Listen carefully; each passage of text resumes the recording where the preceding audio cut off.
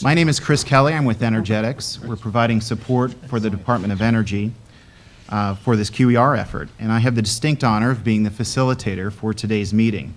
We'll be hearing from a number of speakers today, but before we get started, I just have some housekeeping notes. First, the QER Task Force welcomes comments from the public. If you wish to make a comment and have not yet signed up, please do so at the front. For those who are joining us via live streaming, please email your comments to qercomments@hq.doe.gov. We have an outstanding set of speakers here today. Their comments and presentations can be found after today's session at www.energy.gov/QER. Before we get started, I'd like to read a short statement about the purpose of today's meeting. Pursuant to the Federal Advisory Committee Act, the purpose of today's meeting is to ask for your individual input or your organization's input regarding natural gas transmission, storage, and distribution, and provide a forum to exchange information. To that end, it would be most helpful to us for you to provide these recommendations and information based on your personal experience, your individual advice, information, or facts regarding this topic. The object of this session is not to obtain any group position or consensus. Rather, the U.S. Department of Energy is seeking as many recommendations as possible from all individuals at this meeting. So with that, allow me to introduce Jim Garrett, the Dean of the College of Engineering here at Carnegie Mellon University. Mr. Garrett. Good morning. On behalf of the entire Carnegie Mellon community, I am honored to welcome you to this regional public forum for the Quadrennial Energy Review. I'm particularly honored to welcome two of America's energy policy leaders to this forum. Energy Secretary Moniz is leading the development of this Quadrennial Review on behalf of the President and brings to this task a career marked by accomplishment from the lab to the highest levels of American government. Congressman Tim Murphy, Carnegie Mellon's good friend and partner and chairman of the Oversight Investigation Subcommittee of the House Energy and Commerce Committee, is with us today. Chairman Murphy has been a champion in ensuring that this region emerges as a national energy center for focusing on entrepreneurship, innovation, and getting shale development right. CMU is pleased to be the site for this important discussion, and we are particularly pleased to have the event hosted by our Wilton E. Scott Institute for Energy Innovation. The Scott Institute reflects the very best of the spirit of CMU that Andrew Carnegie instilled in this institution when he launched it as a technical trade school for the sons and daughters of steelworkers. The Scott Institute is focused on bringing to bear cutting-edge research in the sciences, engineering, and public policy to advance practical solutions to real-world problems. We launched the Scott Institute to be a resource for engaging the very kinds of challenges and opportunities this forum will address today. It's also worth noting that where we are gathered for this important discussion, the Hillman Center for Future Generation Technologies, we are just a few yards from the spot where the institution that would become the National Energy Technology Laboratory was born.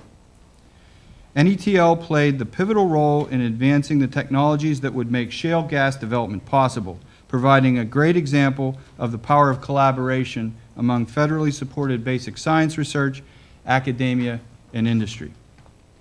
We bring that same spirit of innovation to today's dialogue, which is centered on the question of how we will most safely and effectively realize the full potential of shale resources for America's energy security, sustainability, and industrial competitiveness. Secretary Moniz and Chairman Murphy, welcome, and thank you both for bringing your leadership to this important forum.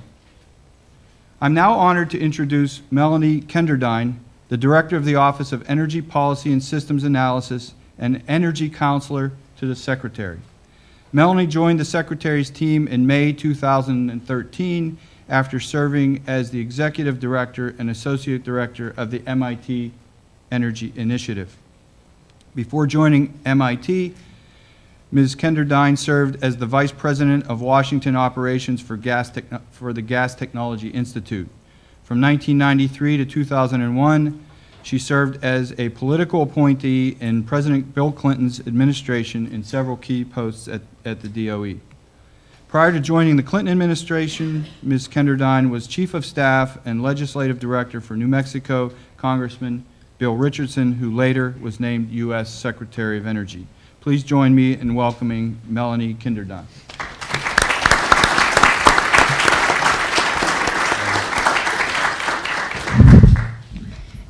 Thank you, Dean Garrett, and thank you all for coming today. This is our 7th stakeholder outreach meeting to inform the Quadrennial Energy Review. We have a total of 15 such meetings scheduled around the country. They are designed to be both geographically and topically diverse. Secretary Moniz is going to say a little bit more about the QER in a moment.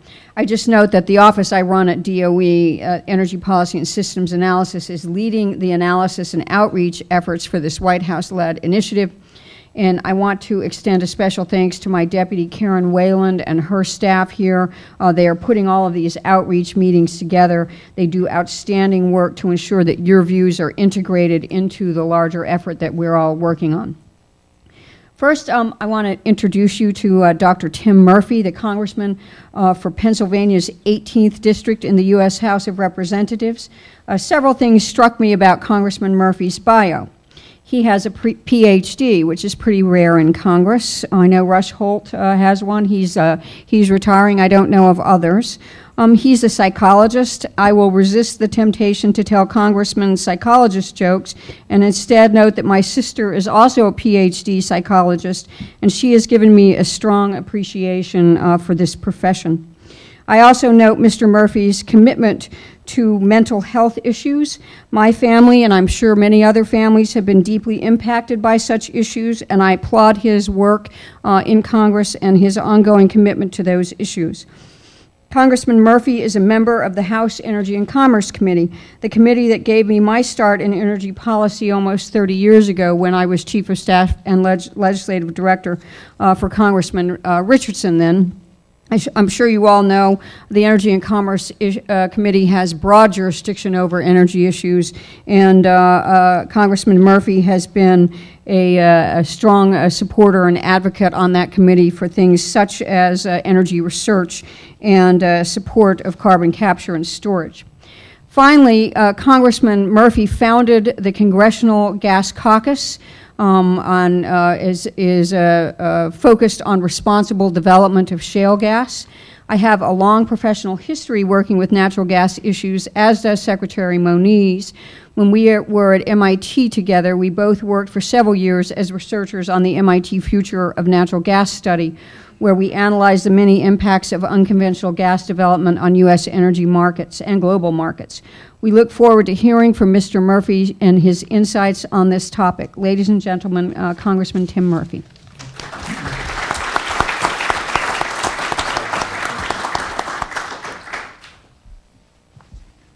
Thank you. Good morning. It's great to be with you for this topic, which Pittsburgh is the ideal location to discuss anything with energy, and a special welcome to Secretary Moniz. Thank you for being here again. You're always welcome back in the energy capital of the world. I say that because every square inch below us has got some coal, some natural gas, and of course nuclear energy began here, and it was not too far from here that the oil drilling first started. When I talked to my colleagues from Texas and they started telling me about it, I said, wait a minute, we taught you how to do that, so just back off. And this shale revolution that we are in the beginnings of continues to have global impact. And I want to talk about where this is leading us here and how we are faced with several major challenges regionally, nationally, and worldwide, and how energy is going to be an important part of that answer. You know, remember that polar vortex we had a few months ago, and it was cold, but there was a huge impact that had, particularly in the New England area, and that is as there's been a push to reduce the amount of coal-produced energy, which will be perhaps a 60 gigawatt loss in the next couple years. There continues to be a higher demand for electricity.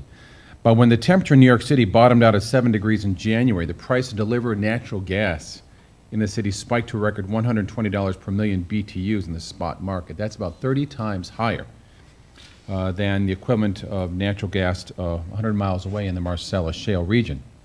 Utilities had to also fire up gas plants using jet fuel, and New England paper mill had to shut down. These prices weren't caused by speculation. It was a capacity issue based upon production and pipelines delivering that to the region. The governors of the region requested a pipeline big enough to deliver a maximum of 600 million cubic feet per day, which would add less than 10% to that capacity. And as we face this problem of building more pipelines, having that achieved is going to be critically important. But pipeline permitting delays of more than 90 days have risen 28% since 2005. Now, when the House passed a bipartisan Energy and Commerce bill, the Natural Gas Pipeline Permitting Reform Act was to eliminate those barriers. We still hope the Senate moves forward on this because we need that. But there's the major areas that we need natural gas in particular is for exports, manufacturing, thermal electricity and energy production, and transportation. First, let me talk about exports. As we know, gas is less than about $4 per unit in the United States, but in Europe it's over 10, Japan about $15.50, China about 15.25, India about 13.75.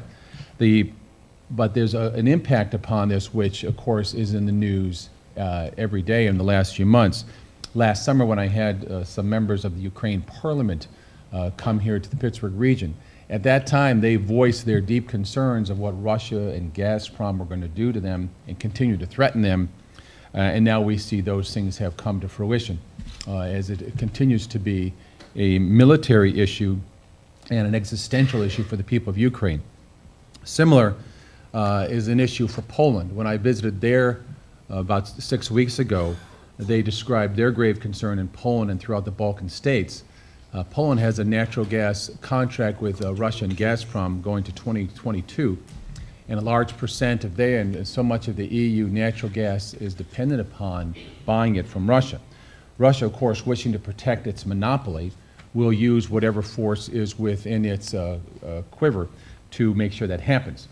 The recent issues that have taken place with the downing of a Malaysian jet airliner by Russian separatists, which the president, as I said, is pretty clear, has been with Russian-made weapons, Russian training, and Russian backing.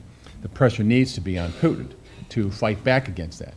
But when we put American ships out in the sea, it is clear that Russia understands we are not going to fly sorties over the former Soviet bloc countries. We are not going to launch missiles from our cruisers and our frigates or our submarines. And so whereas I see that Putin will not be afraid of any military force assembled by the United States in Eastern Europe, Balkan states, or in the seas surrounding, what would send a shockwave throughout Gazprom would be to see a fleet of LNG ships headed that way. As Poland and Germany have built their LNG terminals, that is important as they see those things coming forward, and also noting that many of the officials I talked to in Poland and in the Baltic states, they said, we recognize Russia and is fearless on this, but we have to meet with the same sort of fearlessness and understand that despite their attempts to basically eliminate us several times, we cannot let that happen again. Now, we have this massive resource of natural gas in the United States. What we have here, the U.S. used about 25 trillion cubic feet of natural gas in 2012. We have 3,850 trillion cubic feet altogether. And Pennsylvania is now the second largest natural gas producer. Shale gas, 25% of domestic production, and a decade ago it was only 1% of this. In the next 2 years, Marcellus will supply almost 1/5 of the country's gas supply, and growth in production is dependent upon a profitable spot price.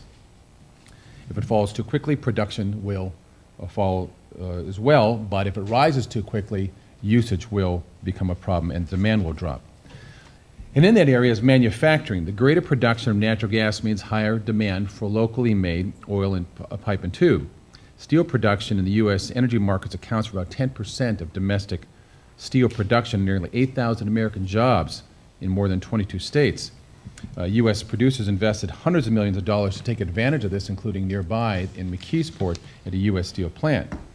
But what has happened here is we're also fighting the dumping of steel, oil country tubular good products, particularly from China, Korea, Turkey, India, and other countries.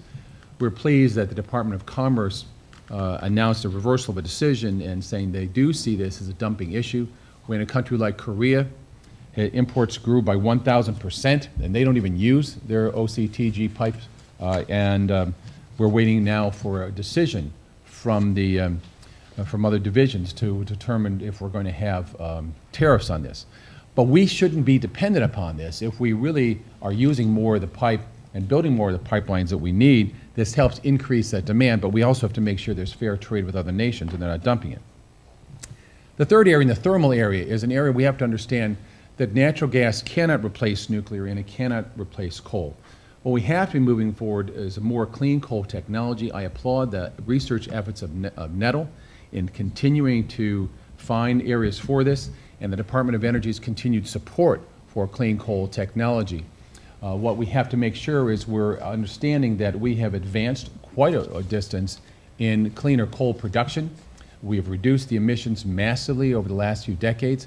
What we also need to do is improve this further. I like to challenge students in saying, if you are the one that comes up with a way of increasing the amount of energy we get out of a lump of coal, instead of being about 35 to 40%, if you can get 70 or 80% and reduce emissions even more, not only will you probably win the Nobel Prize, but you may become the world's first trillionaire. So good luck on that process. But the U.S., having the most recoverable coal in the world, and has enough to meet about 294 years worth of demand, we need to continue that rather than see this drop in the use of this. Finally, let me say that it is this partnership, working forward with all these areas of energy, nuclear, coal, and natural gas, which this region depends upon. But it is that balance with also recognizing the global impact. I would much rather be spending the money on pipelines and on exploration of natural gas and on advancing these LNG terminals for exports than saying that we are going to continue to find ways to deal with this global military threat instead. That is what we should be doing, and recognizing the energy use will continue to grow here. The United States, even though it dropped to second place as the world's biggest manufacturer behind China, we can gain that back. And we have this incredible advantage because of the amount of domestic energy we have here.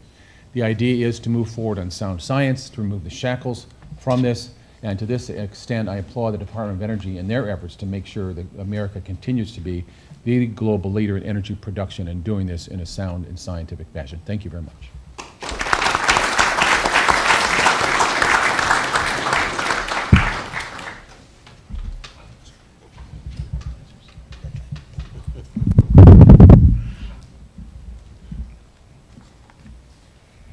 Thank you, Congressman Murphy. Now I would like to introduce you to Ernest Moniz, the nation's 13th Secretary of Energy. I'm going to tell you why that's a lucky 13.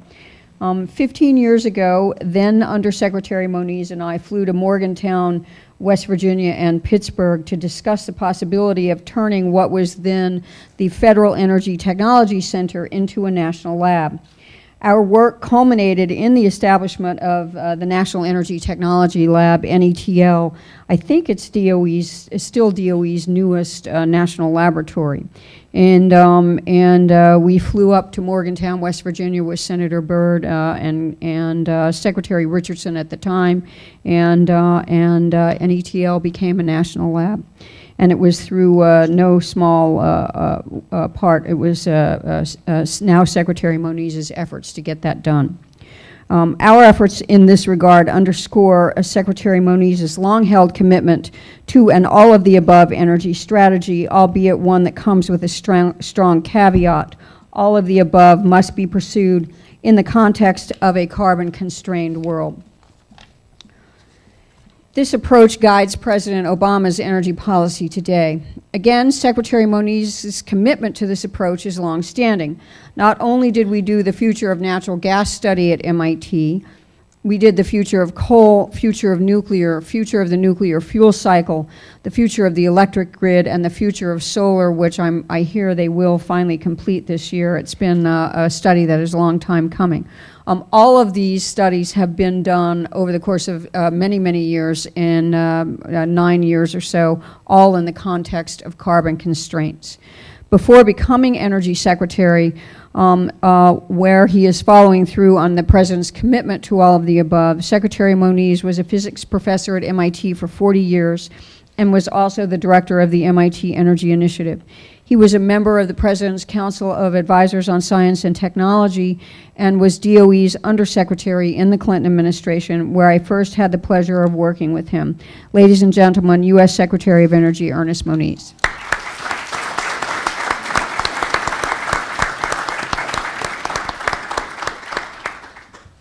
Well, thank you, Melanie, and also thanks to our hosts here at Carnegie Mellon, Dean of Engineering, and I think where I used to come from, we agree that this is the second best school of engineering in the world. No, but it really is great to be here. Appreciate the hospitality, and also see my old friend Jerry Cohen, your, I guess, former president of maybe 16 years, I believe. And President Cohen, just on Friday, he's co-chairing a new commission set up asked for by the Congress at the Department of Energy, a commission on the future of our national laboratories. And so we also thank Jerry for his continuing service to the country and to DOE specifically in this context. I know your current president, Subra Suresh, is out of the country at the moment, but just to say that he's also a very long-standing old colleague from MIT. Congressman Murphy, thank you for being here. I was in Pittsburgh last in October, and we seem to always do these gigs together since we were together with a little business roundtable back then. Melanie already mentioned his being a founder and chair of the Congressional Natural Gas Caucus. His audacious statement about the energy capital of the world being here. I think there's some argument there. I have to say, that's right. And in fact, I'll say that as he said, it's not only with the current shale gas revolution, and I might say some wet shale gas as well, which is a very important part of the story, but also nuclear power. I was just in China a week and a half ago for the annual Strategic and Economic Dialogue, and the enormous program between Westinghouse and its new generation reactor, the AP1000, with the Chinese is a very, very big story, and in fact a story that we'll also be pursuing here today. And even beyond that, I just mention one other thing, that on the demand side, energy efficiency. Pittsburgh is a city member of our Better Buildings Challenge, which talks about getting 20% better efficiency out of buildings by 2020. We have more than 3 billion square feet across the country committed to this. Pittsburgh is in the middle of that. And in fact, later today, I'm going to have the chance to go to the PNC Plaza and see their new, I think it's 800,000 square foot building, which will open in about a year. It has a whole bunch of novel technologies, and they are looking for 30% energy efficiency gains, I believe, and probably exceed LEED Platinum. So a lot of energy stuff going on here indeed. And I'll also mention that our NETL Pittsburgh branch is also in the district of Congressman Murphy, and we appreciate his support. I'll also just give a very brief call out to Congressman Doyle, who couldn't be here because our Bettis laboratory is in his district, I was informed today, and he's also, like Chairman Murphy, a member of the Energy and Commerce Committee, and so these are two people that we love to deal with on energy issues.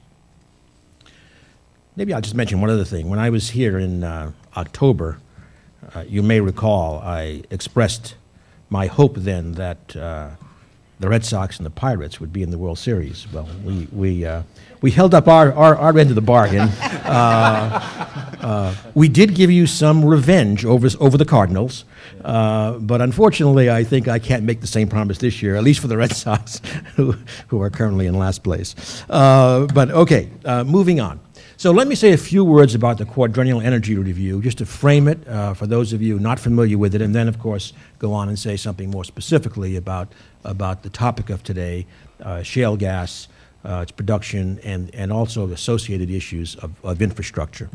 So the Quadrennial Energy Review, it's something that was put forward in President Obama's Climate Action Plan last June, following a recommendation made by his advisory group on science and technology. And the idea is that while we are the Department of Energy, the fact is energy issues are very important to almost every organization, or almost every department, every agency in the government. You just think about the important energy equities across the government. And so the Quadrennial Energy Review is an attempt. It's a challenge, but I think we're making terrific progress. It's an attempt to put together a policy development process that brings together all those threads, whether it's the Department of Energy, obviously, but Department of Defense, Department of State, Department of Commerce, Agriculture, you can just go on and on and on. To do so using the convening power of the White House, so co-chairs from the Council on Environmental Quality and the Office of Science and Technology Policy, but with the Department of Energy forming the Executive Secretariat, providing the capacity for deep analysis, et cetera, to move this forward. And that's what the office under Melanie's direction, Energy Policy and Systems Analysis, is really the point of that spear in weaving together this rather complex story on developing actionable energy policy.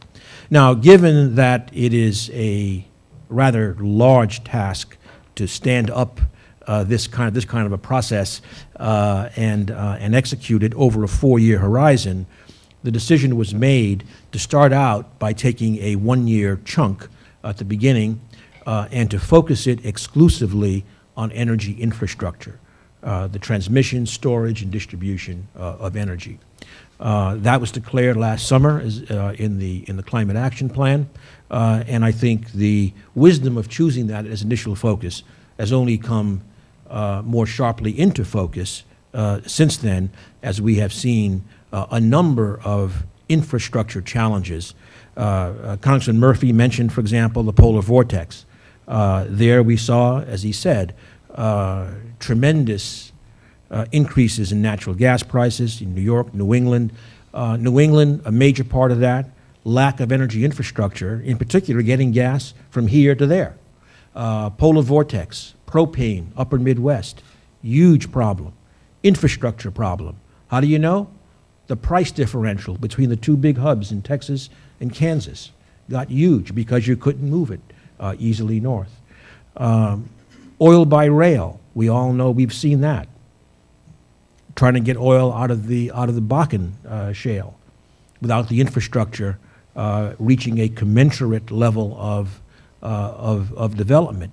In fact, one of the major stories, and that's why, and I will again reinforce something Congressman Murphy said, this is really a terrific place to have this meeting, focusing on natural gas. And by the way, in a few weeks, we'll be having one in Bismarck, North Dakota, which will, of course, that's where the big shale oil production is booming.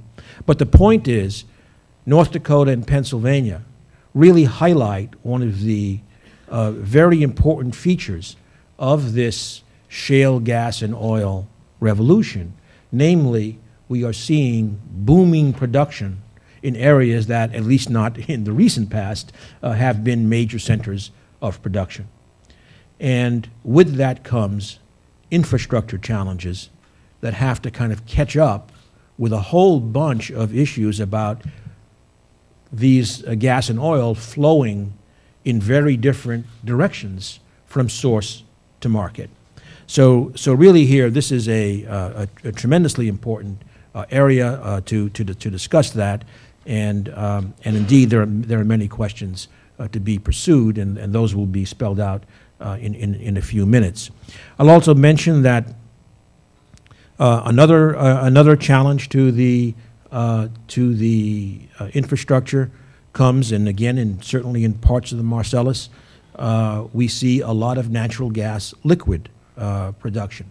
So the Marcellus, in terms of gas, dry gas so-called, has gone from like 2 to roughly 20% of the nation's natural gas in a period of like 7 years. This is unprecedented, really, in this kind of a business. But in addition, we are seeing enormous amounts of natural gas liquids production, propane, butane, ethane, other anes. And these are tremendously important. They are tremendously important to the economic equation. They are tremendously important as feedstock to industry. They are tremendously important for heating many parts of our country. Our homes are heated with propane, for example. And that's another challenge to our infrastructure. How do you move it? How do you process it, et cetera? So this is another very important question to be addressed here today.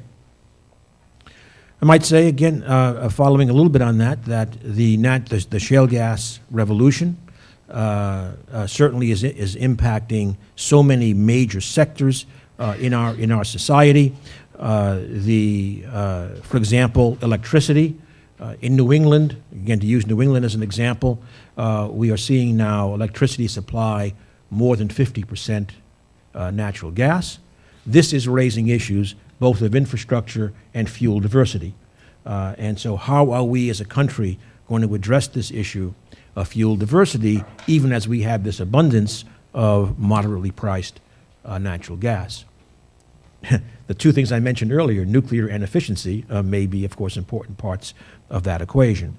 As I said already, industry. We are seeing a huge manufacturing renaissance. The numbers are a bit hard to pin down, but we could see as much as $200 billion invested in new manufacturing capacity pretty much directly because of the shale gas revolution. It's enormous. We see the impact at the consumer level. Home heating bills, for example. Certainly, again, where I come from in New England, lots and lots of gas heating as well. We're seeing it there. So this is really permeating throughout our society. Now, having said that, oh, I'm sorry, and the last point I'll make is Melanie mentioned our critical push towards lowering carbon emissions. The United States is roughly halfway to President Obama's goal of a 17% reduction by 2020, and about half of that has been accomplished because of natural gas. So natural gas, even as it has stimulated the economy in so many ways, has also been contributing to our lower CO2 emissions. Now, of course, having said all of that, we also know that it has to be produced responsibly, and we have challenges.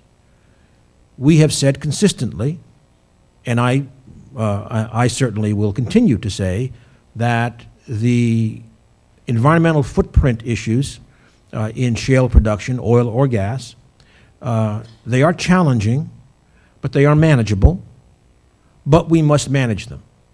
We must manage them all the time. I believe there is, we can see significant progress being made in a number of issues, more consistent well completion, et cetera, better management of flowback water on the surface. But we still have to keep pushing down on this, and we can do better. Another issue which has come up is methane emissions. Again, I think we're making progress, but we have to look at methane emissions end to end. It's not only in the production side, but it is in the infrastructure of delivery of natural gas to the consumer. Again, my hometown, Boston, we have lots and lots of very old cast iron pipe. We've got to work on renewing our infrastructure, and in doing so, capturing the opportunity to lower things like methane emissions, which, as you know, is also a greenhouse gas.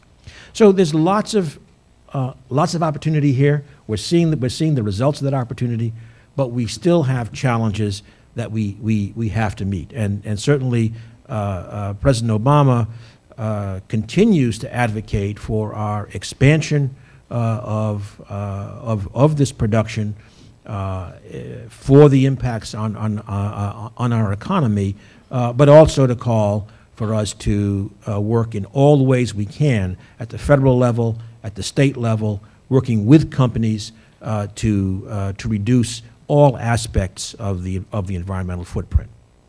The last thing I'll say in terms of an issue that we must deal with as we look at the oil and gas revolution in the United States is there and in other parts of our energy industry the need for more trained people.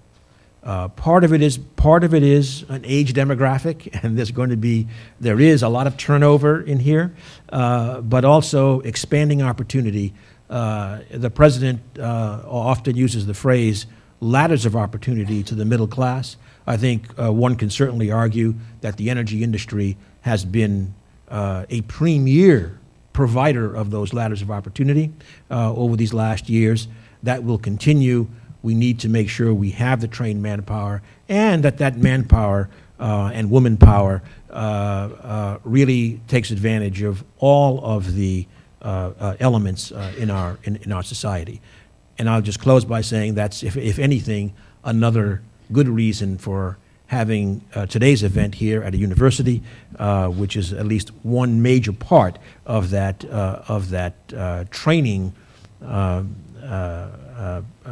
training programs that we need so desperately.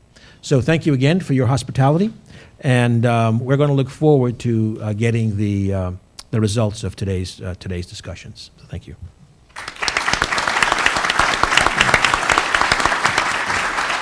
So our distinguished speakers have agreed to take a few questions. Does anyone have any questions?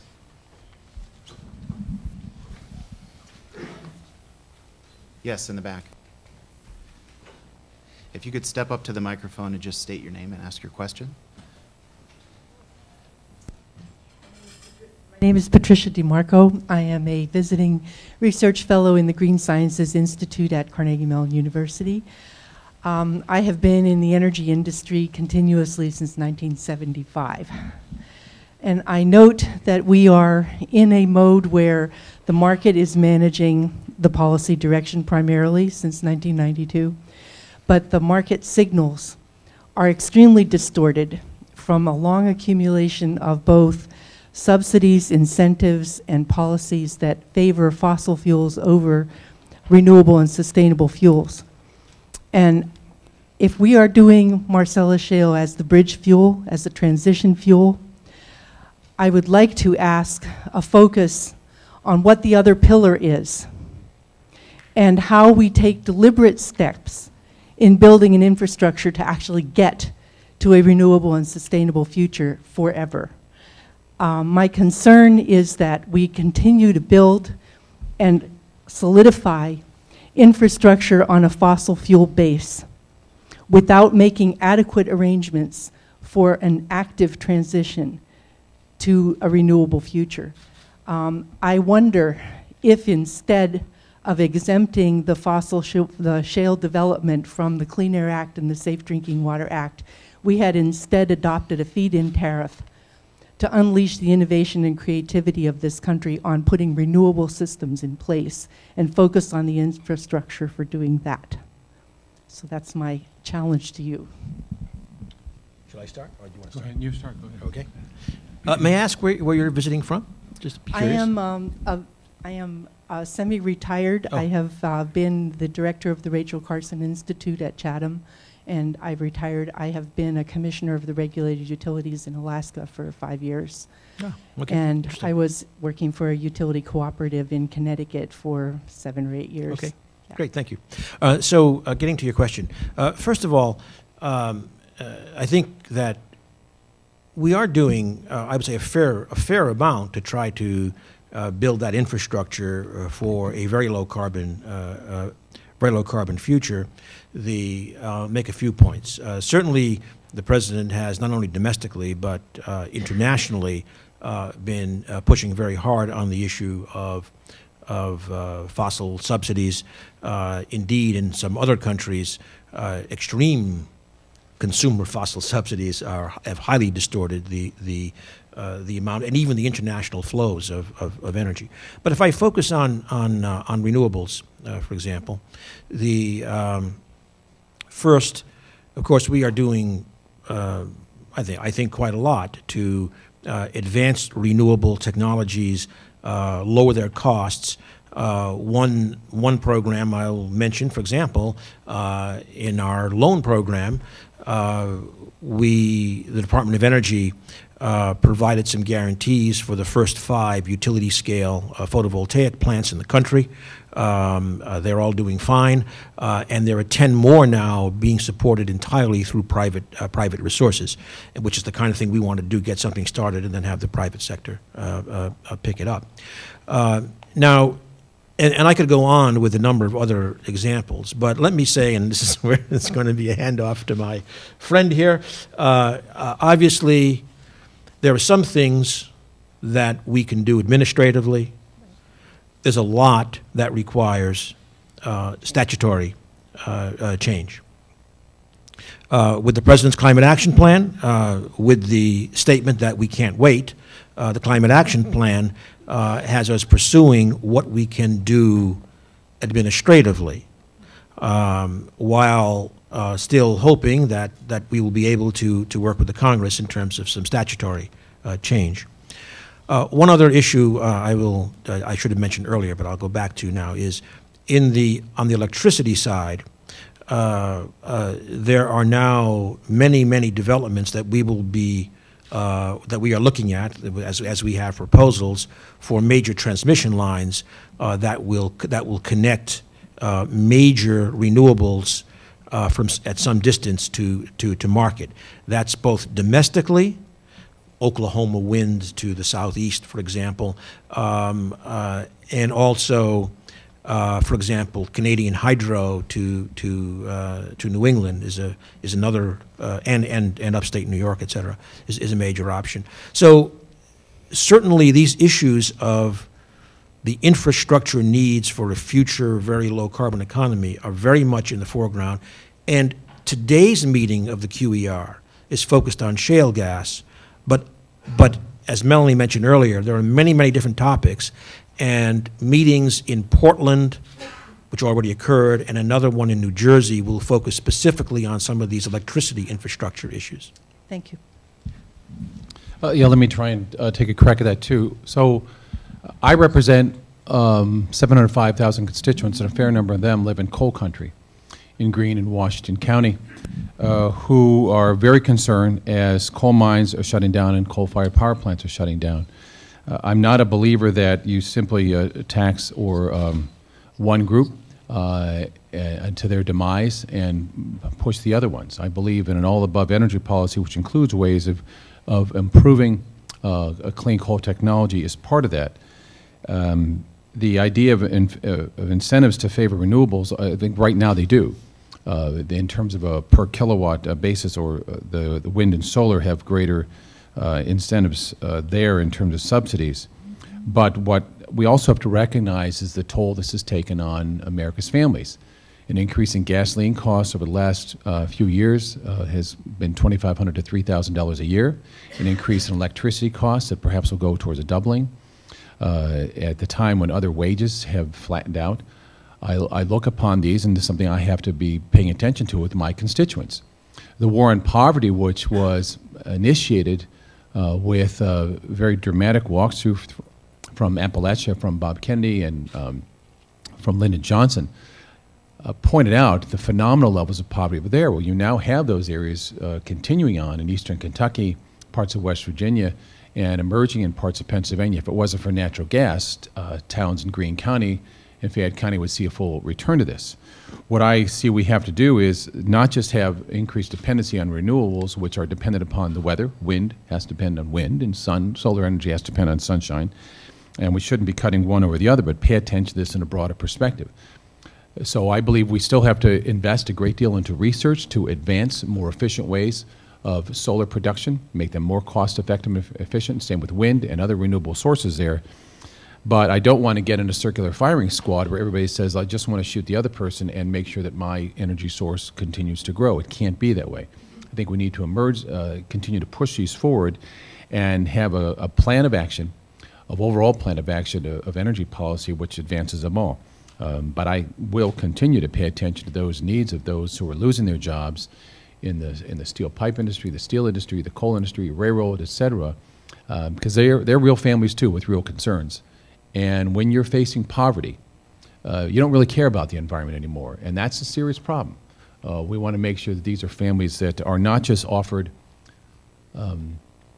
unemployment when they lose their job, and when they can't eat, we give them food stamps, and when they don't have a house, we give them housing, and then when they don't have all those, I'm not sure what we have to offer them anymore. We have to continue to find ways, and because America is so energy wealthy, we should continue to advance these things together. May I just add a couple of comments? One thing is on the all of the above approach. I'd like to just emphasize that when we look at the future of very low carbon solutions, my expectation certainly is that they will look different in different parts of our country and certainly in different countries of the world. And that's why we are committed to advancing the technology and advancing the cost reduction across the full spectrum of fuels and demand side as well. The issue of jobs, I couldn't agree more, is critical, and that's where the changes that we are seeing in our energy landscape, and as we drive towards lower carbon, tremendous needs, as I said, for infrastructure, and that's a whole bunch of real jobs that we need to push on. Indeed, economic estimates of kind of the annual kind of capital outlay globally for the kind of transformation we're talking about is like $1 trillion a year. And so not only is there need domestically, there's also tremendous opportunity globally if we can stay ahead of the curve in terms of technology development. And finally, the last point I'm making, because this was triggered by something Councilman Murphy said, is that another important part of this QER process is looking at interdependencies in our infrastructure. And so, for example, the natural gas renewable interdependency is a very important one for us to examine. Melanie, do you want to comment? I just want to say that, as the Secretary said, we are focusing this year on transmission, storage, and distribution infrastructure. And we are focusing on that because we view it as the limiting factor for both modernizing our energy systems and moving to a low-carbon future. Year 2, we are going to be focusing on generation and end-use infrastructure, supply and end-use. So in year 2, we will get much more into renewable generation, efficiency, end-use, distributed generation, et cetera, et cetera. So we, as the Secretary also said, we're taking this in discrete bites, and next year we'll have a much greater focus on renewable technologies and efficiency technologies. Thank you. Another question? Yes. I wonder if there's a way to adjust this up. Grab the handle. Squeeze the handle in the very top. And Thank you. There you go. And some 6 feet tall. Okay, my name is Paul Klemenczyk. I graduated from Carnegie Mellon here. I worked in the oil industry for over 15 years for one of the majors. You walked under the banner of my former company when you arrived at Pittsburgh International. I worked in the gas fields in Louisiana, Rocky Mountains, and offshore California, my last project there. I left the company quite some time ago. Last 7 years I've been working on green energy sources. Okay, I just want to follow up on the prior questioner's question, which was the energy markets themselves. She started off gangbusters by saying there's problems in the energy markets, and there clearly must be. If you look at oil and the price of oil in terms of an energy content, you're finding oil valued at around $16 per million BTUs. Natural gas is around $2 to $3, $4. This price discrepancy between oil and natural gas is historically way outside the normal bounds. What we've seen over the last 8 years have been wild swings in prices on both energy sources. And it seems as though that these wild swings are causing problems with substitution, with development, with infrastructure, the whole 9 yards. And I would really encourage you to look at the energy markets and start from that. And I disagree with your policy of all of the above. You should have a customer-focused energy market. By customers, I mean all stakeholders.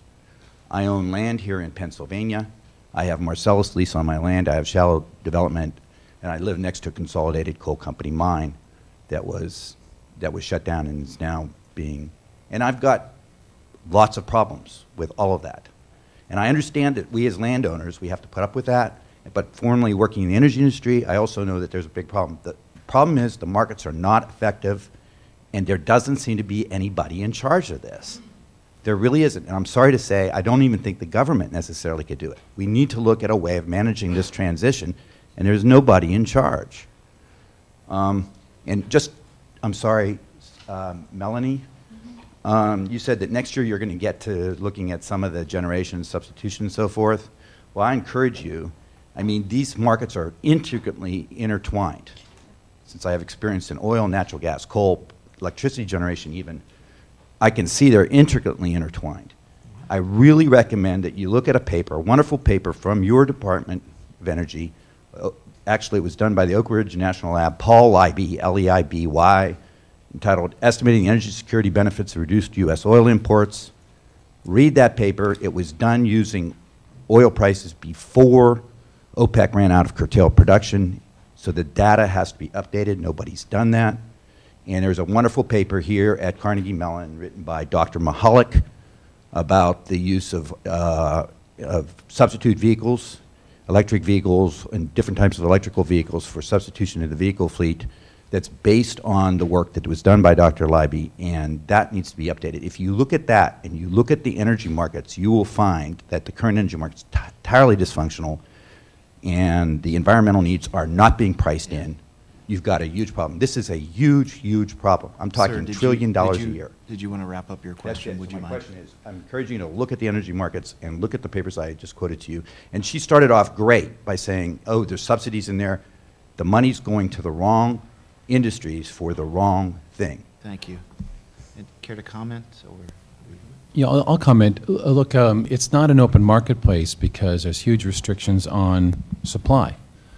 When we basically block the exploration of oil and natural gas off of federal lands in the coastal areas, we're trying to breathe out of a cocktail straw there.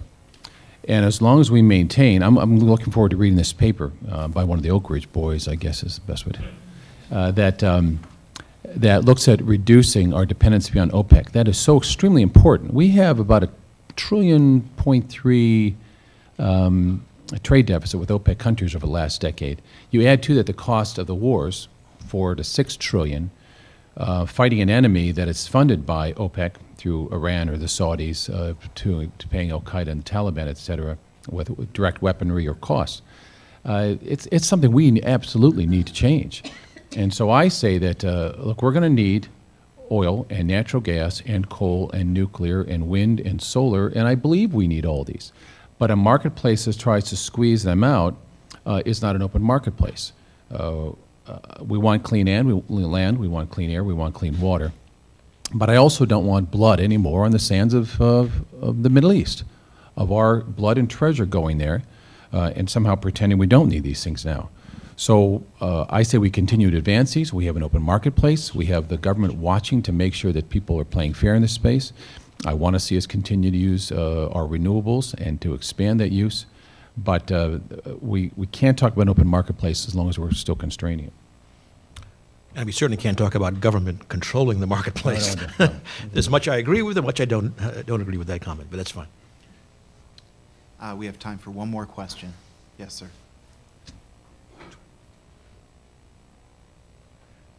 Good morning. I'm Dick Bajura with West Virginia University.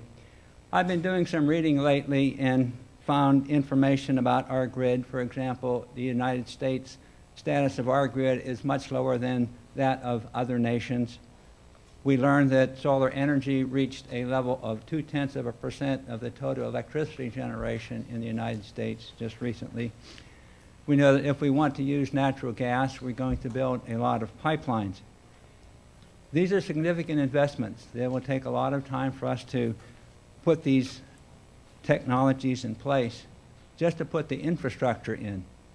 The other aspect we have seen is that developing technologies and making them economically viable takes a long time for transition. As we look to the future, I would ask that in the Quadrennial Energy Review, we make note of the fact that fossil energy is going to be 70% of United States electricity generation in the future. It's probably going to be even greater than that in the world. And I think we in the United States have to show some leadership in the use of fossil fuels. Looking at natural gas, the kind of technologies that we would need to use there to capture CO2 apply for coal as well. We now have an existing infrastructure for coal that is viable. I would recommend that as you look to future developments of the Quadrennial Energy Review, you include a role for coal, at least in the near term, for us to make sure that we can provide the electricity that our nation needs. Thank you. Care to comment? One comment, by the way, is that an interesting factoid. While you're correct, the solar is about 0.2% nationally in terms of electricity.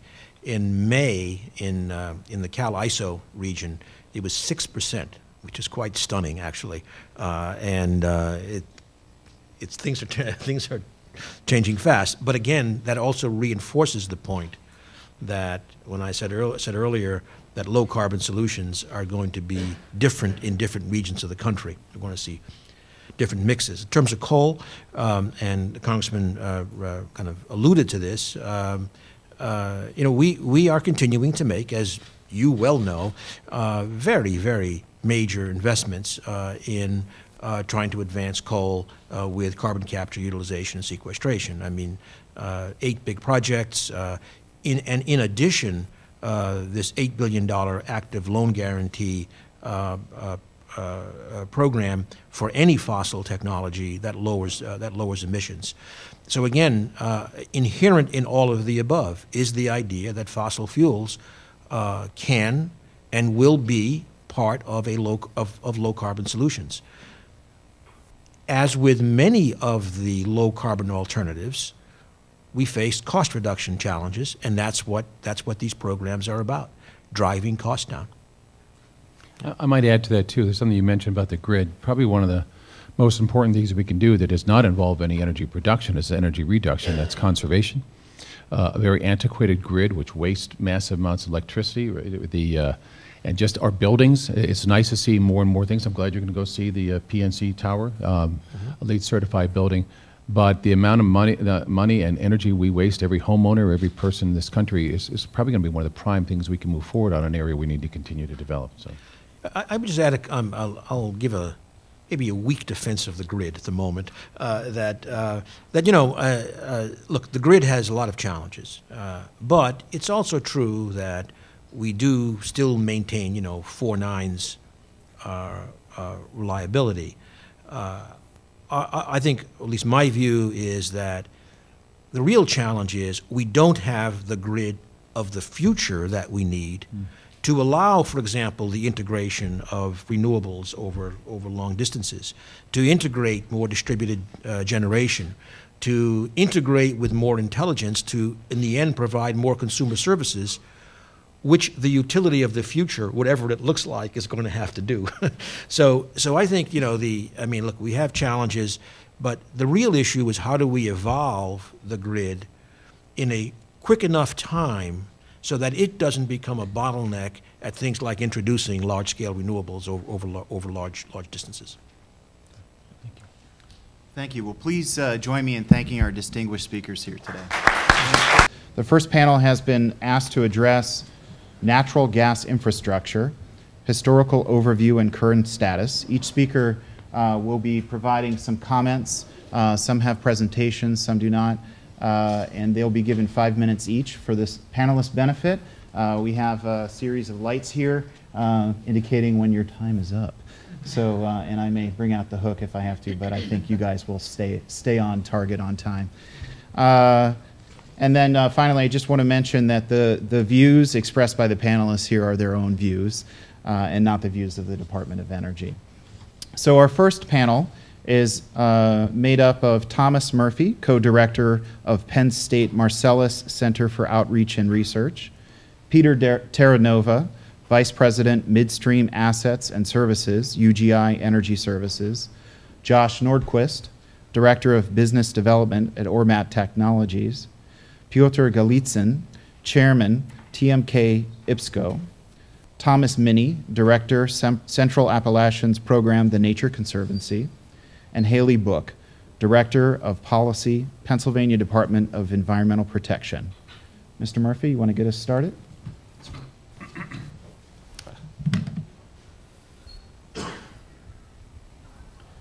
Okay, good morning. Appreciate the chance to be here today. Plan to be talking for the 5 minutes about some of the things that we see relative to some of the opportunities that are certainly manifesting themselves in shale development across the United States, certainly some of the things that we're seeing here in the Marcellus in particular on a multi-state basis. Also talk about some of the challenges and maybe a little bit about the path as we see it going forward. That said, we think about some of the opportunities maybe, and I think a number of these were talked about with the previous speakers, and certainly in some of the exchange with the questions, we see the amount of natural gas that's being produced. Some of the estimates we're seeing from the federal government at this point, EIA, looking at numbers in the shale gas. When you look out to 2040, likely somewhere in the vicinity of about 50% of the U.S. dry gas supply. Commercial estimates looking maybe a little bit more than that. So we think about what that might mean over the course of time, and we think about this historic moment that's occurring with shale energy. And again, we think about shale energy, we think beyond gas, we think about oil as well, although our focus here today is certainly gas.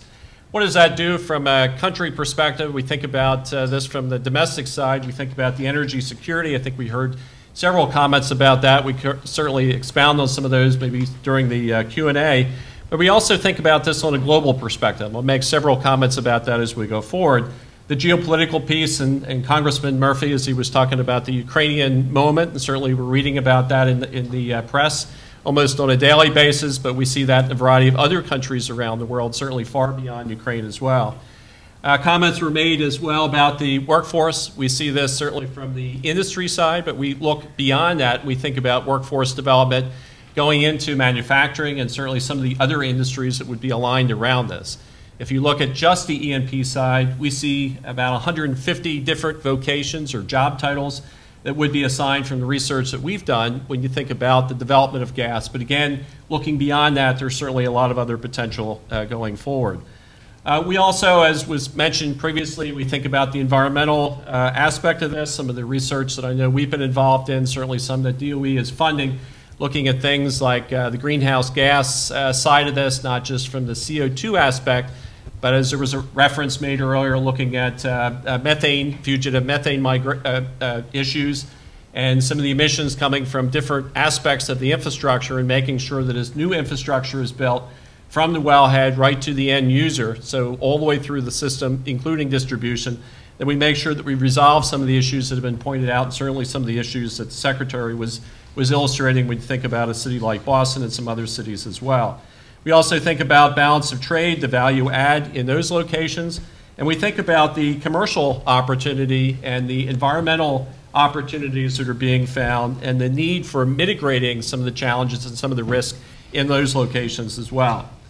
As you'll see very quickly in this map as it animates here in the few moments that I have, you can see a lot of development that has occurred in Pennsylvania. So as we think as a foundational piece, a number of my colleagues will be talking about some of the components as we go forward here, the need for infrastructure as it's going forward, not just, and again, you can see how quickly this is ramped up. So we talk about the tens of billions of dollars that are being spent to build infrastructure, in this case, gathering line and transmission line, and all the other constituents thereof. It's going to be very important as we think about, again, the pace of that development. And again, as you look at the number of wells that have been drilled there, we also think about the fact that a significant number of the wells, maybe roughly a third by some recent estimates, are not even on pipe at this point. So again, a lot of infrastructure, and again, a lot of other comments will be made about that as we go forward. We also look at Pennsylvania, we look at Marcellus development, we think about shale development. Again, you can see that the amount of ramp up that's been done and the value of that over the course of time, going from millions of units to hundreds of millions of units to billions of units to now trillions of units of gas that are coming from Pennsylvania. I also want to mention here quickly, we think about the global aspect, and a number of comments that were made earlier about that, but we're exchanging a lot of people, a lot of technology, certainly a lot of capital, and a lot of good ideas going forward, and that's going to be a very important point for us going into the near future. And we look at this as well about some of the other shale targets, so not just the Marcellus, we think about the Northeast, but certainly some of the other shales and the infrastructure as we think about liquids development, we think about the NGL components of that. And lastly, I also want to mention, again, a lot of material in maybe just a few moments, but as you read through some of the comments that are here, we think about some of the constraints that are there, think about some of the challenges as development goes forward, as we think about infrastructure needs. We also have to think about a variety of things that might not be hard assets, might not be pipe and capital, but other issues as well. Some of the things that we mentioned on there, even down to aspects like social license and pushback from communities and broader education so that a very broad sweep of the public understands what energy will look like, and including some of the comments that we heard earlier in the Q&A, we think about the whole spectrum and what that will look like over the course of time. So again, a number of issues, and I think you can read through and see what they look like. Thank you, Thomas. You bet. Peter? Yep. Absolutely.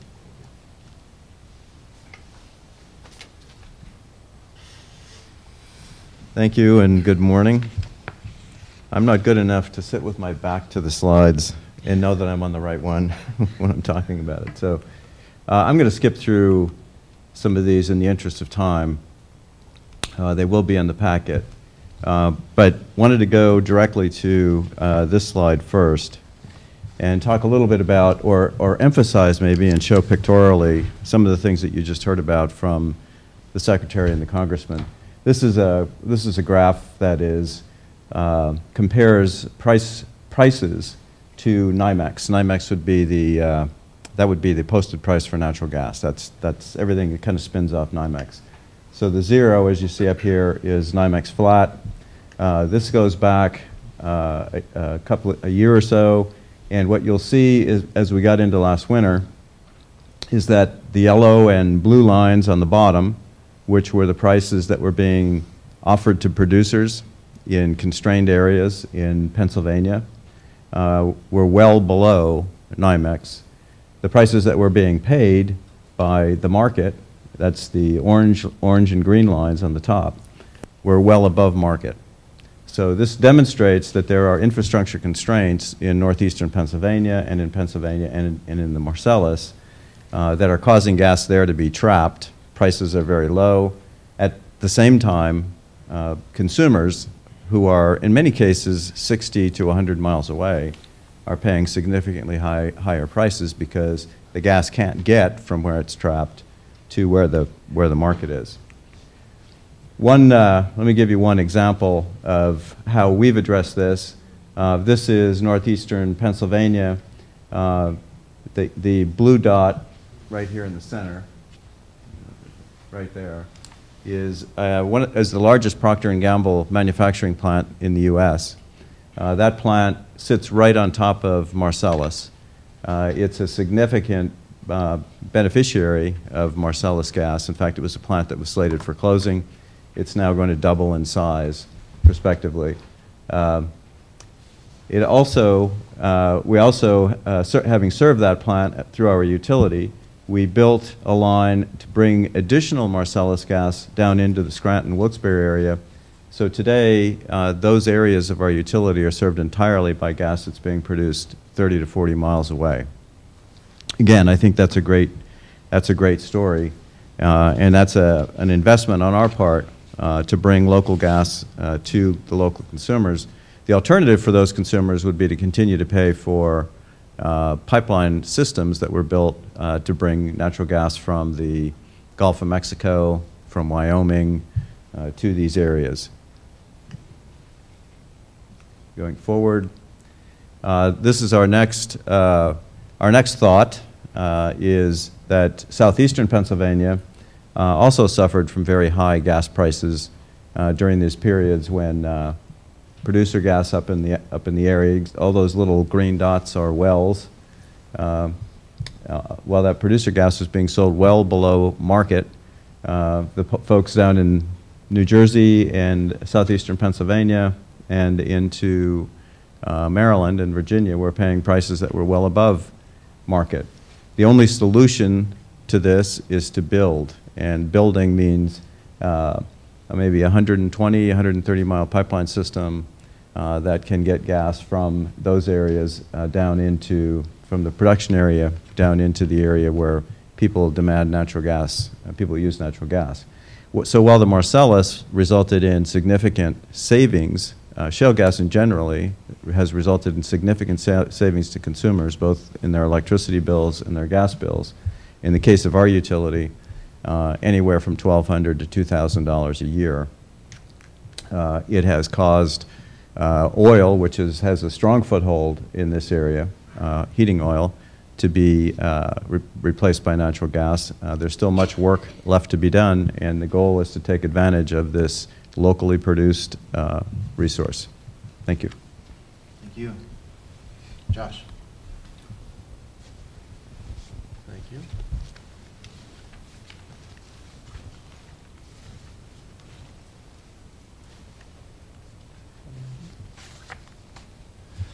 Thank you. Thanks for the opportunity to describe our experience and the strategy that we're employing to use our nation's gas pipeline infrastructure more effectively.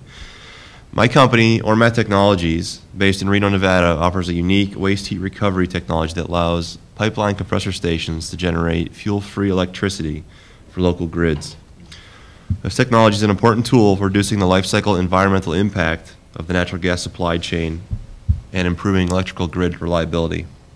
In the early 1970s, we commercialized the organic Reagan cycle technology, which now generates electricity from low to moderate heat sources for the geothermal industry.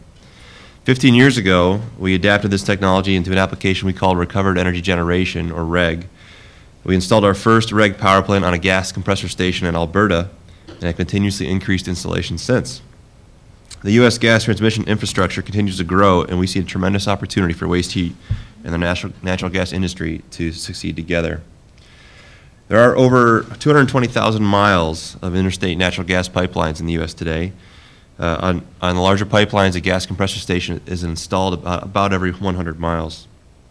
These compressors are driven by gas turbines, the equivalent of a jet engine, and they're needed to compress and move the gas through the pipeline. Because of the natural gas as the fuel used, the exhaust here is about 900 degrees Fahrenheit. The REG units convert this heat to electricity in a simple process, proven over time. A heat exchanger picks up the heat from the exhaust stack and concentrates it and moves it to a power plant.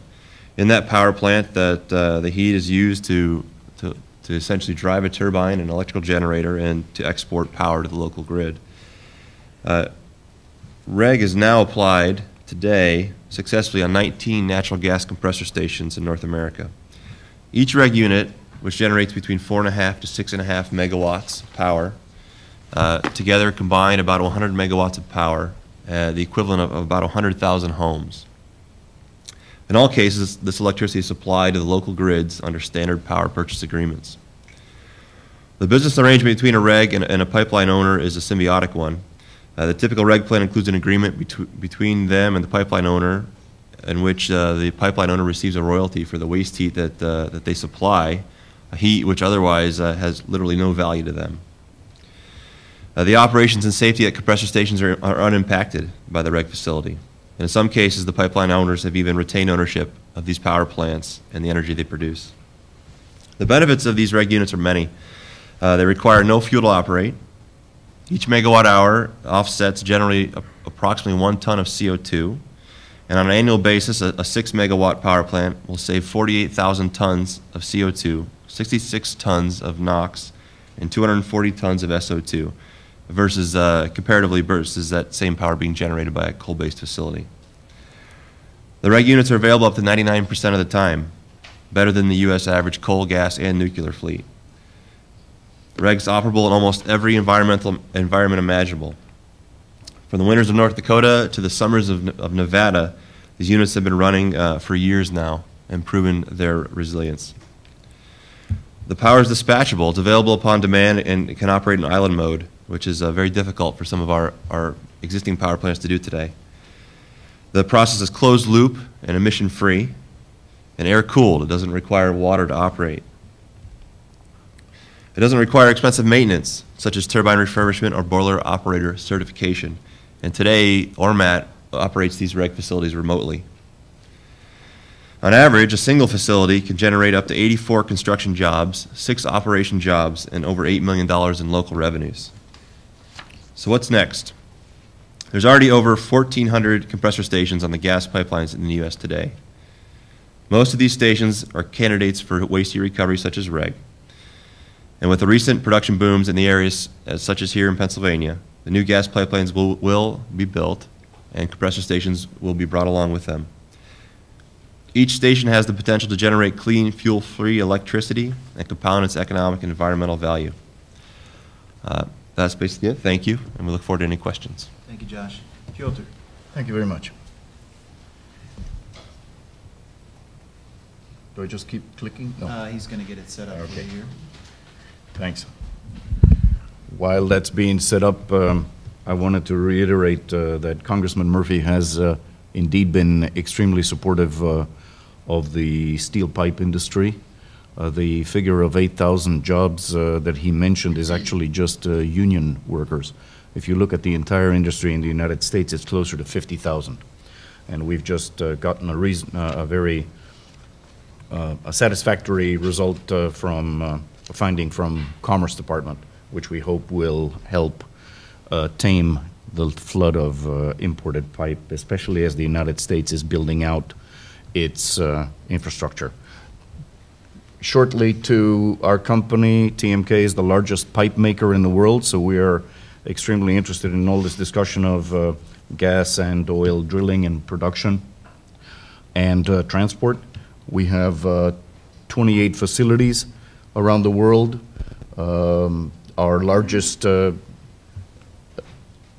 divisions are in Russia and the United States, but we're also in the Middle East and are continually expanding. We have assets not far from here. We have one steel mill and one pipe mill and one thread shop. The first two in Pennsylvania, just northwest of here, about an hour, and the last one just over the border to Ohio. Our pipe, and especially our premium connections, is what made the bend underground and the drilling with hermetic conditions of the pipe possible. First on gas, where everybody learned how to do that, and then on oil. So we are very much a force in the gas and oil in horizontal drilling as well as vertical, although horizontal is already 78% of all drilling in this country. In terms of just a small advertisement, we are 10% of the world's OCTG, that's oil country tubular goods. So every 10th pipe is ours. In Russia, we're over 60% in seamless OCTG. In the United States, over 16%, and climbing. We're talking a lot about infrastructure here. I wanted to give you a look at one of the biggest infrastructure projects in the world. Gazprom just signed a contract with China's CNPC, which is going to be for a pipeline, 2,500 miles long, requiring 2.5 million metric tons of large diameter pipe. And this is large, this is 56-inch, and over 1 million tons of oil country tubular goods to tap 2 gas fields in the Far East there. And we hope to be part of that project. In terms of what's happening here, we quite clearly see that there are going to be 2 pipe corridors. One of them, primarily a gas corridor, is going to go from the Marcellus, where we are today, down to the Gulf, and the other one we see as primarily an oil corridor will go from North Dakota and the famous Bakken field down through mid-continent and over to the Eagle Ford, which is continues to grow apace. This is a fantastic development. In the 70s and the 80s, all the big E&P companies went into the Gulf of Mexico because the word on the street was that the U.S. had no more oil. And today the U.S. is the third largest producer of oil in the world, and already since 2011 the largest producer of gas. So in terms of what the government's doing, we think that what's going on in LNG exports, or is about to happen in LNG exports, is great, and the Department of Energy under Secretary Moniz has done a wonderful job. When he arrived in that job, there was one LNG export project that had received all the permits. Now there are 7, totaling some 11, just under 11 billion cubic feet per day. On the oil exports, there's a small beginning. 2 companies, Pioneer and Enterprise, have started to ship a very light condensate. And on the infrastructure, we've talked a lot about that. There's a lot to be done there because the infrastructure in the United States for oil and gas pipelines is 55% of that infrastructure is over 45 years old. So a lot to be done there.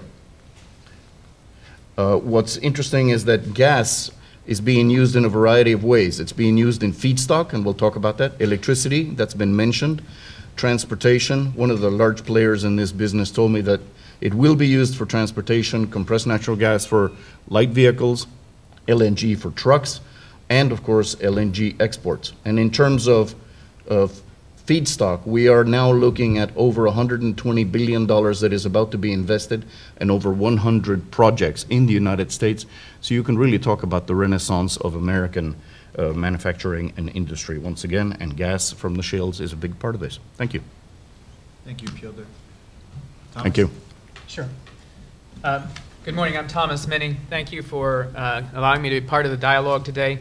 I wanted to introduce into the dialogue a topic that's often overlooked. We talk about surface drinking water quality, we talk about impacts to surface waters, but the Nature Conservancy would also like to introduce the discussion of habitat fragmentation and surface impacts from shale gas development. So I'd like to start by just illustrating a few things about the importance of the Central Appalachians. It's a global center for forest and freshwater diversity. It's upside down. Ah. There. There we go. So it's a global center for forest and freshwater diversity, and it represents some of the best remaining examples of temperate, connected, intact forest, providing resiliency that's intrinsically linked to people's well-being in the Pittsburgh and Washington, D.C. areas, providing clean water and recreation. While we have abundant nature here in the Central Appalachians, as the Congressman alluded to earlier, we're also a center of abundant energy supplies. And this overlap in the Appalachians illustrates that one of the most formidable conservation challenges in contemporary society. This is just one example, but this plays out across the U.S. across multiple plays. TNC believes that we can work with industry and partners to meet the energy needs while ensuring our lands and waters remain diverse, connected, resilient, and provide continuous benefit to nature and people. I'd just like to talk a little bit about the scope and scale of impact that we're talking about, and using the Appalachians as an illustration. The technologies have led to pad densities becoming less and less across the landscape, and that's a very positive thing that's happening. But associated infrastructure is still large. A study done here in Pennsylvania by the Nature Conservancy found that for each 3-acre pad, 25 acres of associated impacts from other infrastructure such as roads and gathering pipelines is still present. So if you look across the 50,000 estimated shale pads already developed in the United States over the past several years, that's 1.4 million acres of impacts. And if you look at the rate for 2013 development of approximately 20,000 shale wells, that's impacting about 566,000 acres. If that rate continues, and there are many factors which could make that go up or down, 11 million acres over the next 2 decades could be impacted. And while that doesn't sound like a large number of acres across the United States, it represents some of the most important places in the United States for diversity and ecological services where that overlaps with shale development. If we look through the Central Appalachians lens, here in the Central Appalachians, we've predicted that up to 1.5 million acres of impervious cover increase could occur. That could lead to a 22% decline in watershed lands classified in their best conditions. And up to 1 million acres of forest habitat is at risk of development, much of that overlap in important natural areas. This leads to forest loss and fragmentation, sedimentation, change in surface hydrology. and conversion from intact forest to edge forest. This impact it will play out on interior forest species and rare species habitat where it overlaps with shale development. Species such as brook trout could see up to 80% overlap in development. Though this challenge is formidable, there are steps we can take with industry, government, and others to find solutions to reduce the risks and avoid or mitigate these impacts through sound science. And we can look out at these future projections to reduce those, how they play out across the landscape based on this science and the tools that we can put together. The Nature Conservancy looks to policy and through improving voluntary practices as one means and methods for being able to do that, looking to expand voluntary mitigation frameworks and state and federal frameworks to avoid or minimize those impacts and offset what can't be avoided, and to look at cumulative impacts in the permitting process to include landscape impacts from multiple developments, and provide incentives or require co-location of infrastructure to reduce those impacts across the lands.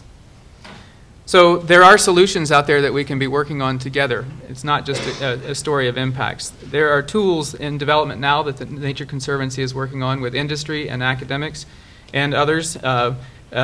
Industry was able to develop sophisticated tools for underground exploration and drilling, and we need some of those same sophisticated tools to work on surface impact planning. The Nature Conservancy is currently working on a low-impact shale infrastructure planning tool to look at how to develop multiple development layouts to assess development costs and give ecological impact scores to each so we can work with industry and others to find the least impactful and financially sound alternatives for shale development. We're also developing recommended conservation practices that we'll release in the fall of 2014 to avoid or reduce these impacts through landscape planning, habitat buffer planning, stream crossing, road and pipeline construction, and noise reduction. So I thank you for the opportunity to introduce this topic today, the importance of the region, the challenge before us, and some of the effective solutions that we'd like to see working forward to reduce the cumulative impacts to our lands and waters. Thank you. Thank you, Thomas. Haley? Good morning. Thank you very much for the opportunity to be here today. In the role as policy director at the department, my job is twofold. I oversee the policy and regulatory development of environmental regulations and policies, and also work closely with the Governor's Energy Executive, Pat Henderson, on energy initiatives within the department. So I'll be speaking sort of from both perspectives this morning, from that of Patrick Henderson and also of our Secretary, Christopher Abruzzo. So as Congressman Murphy alluded to this morning, energy production is not new to Pennsylvania. And in fact, the first commercial oil well was built in Pennsylvania in 1859.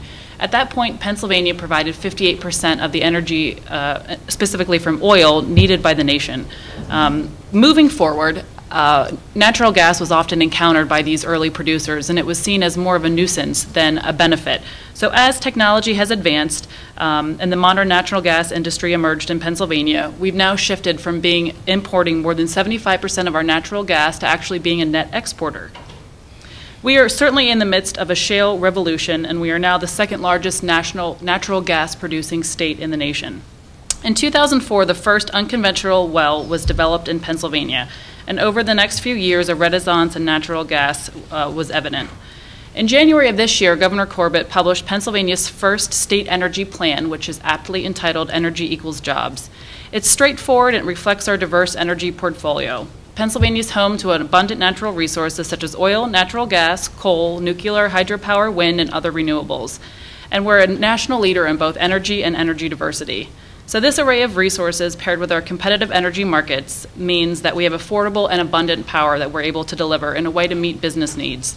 We're modernizing our infrastructure, and we need to make sure that we have a reliable grid so we can efficiently harness all of our resources to drive our economy forward.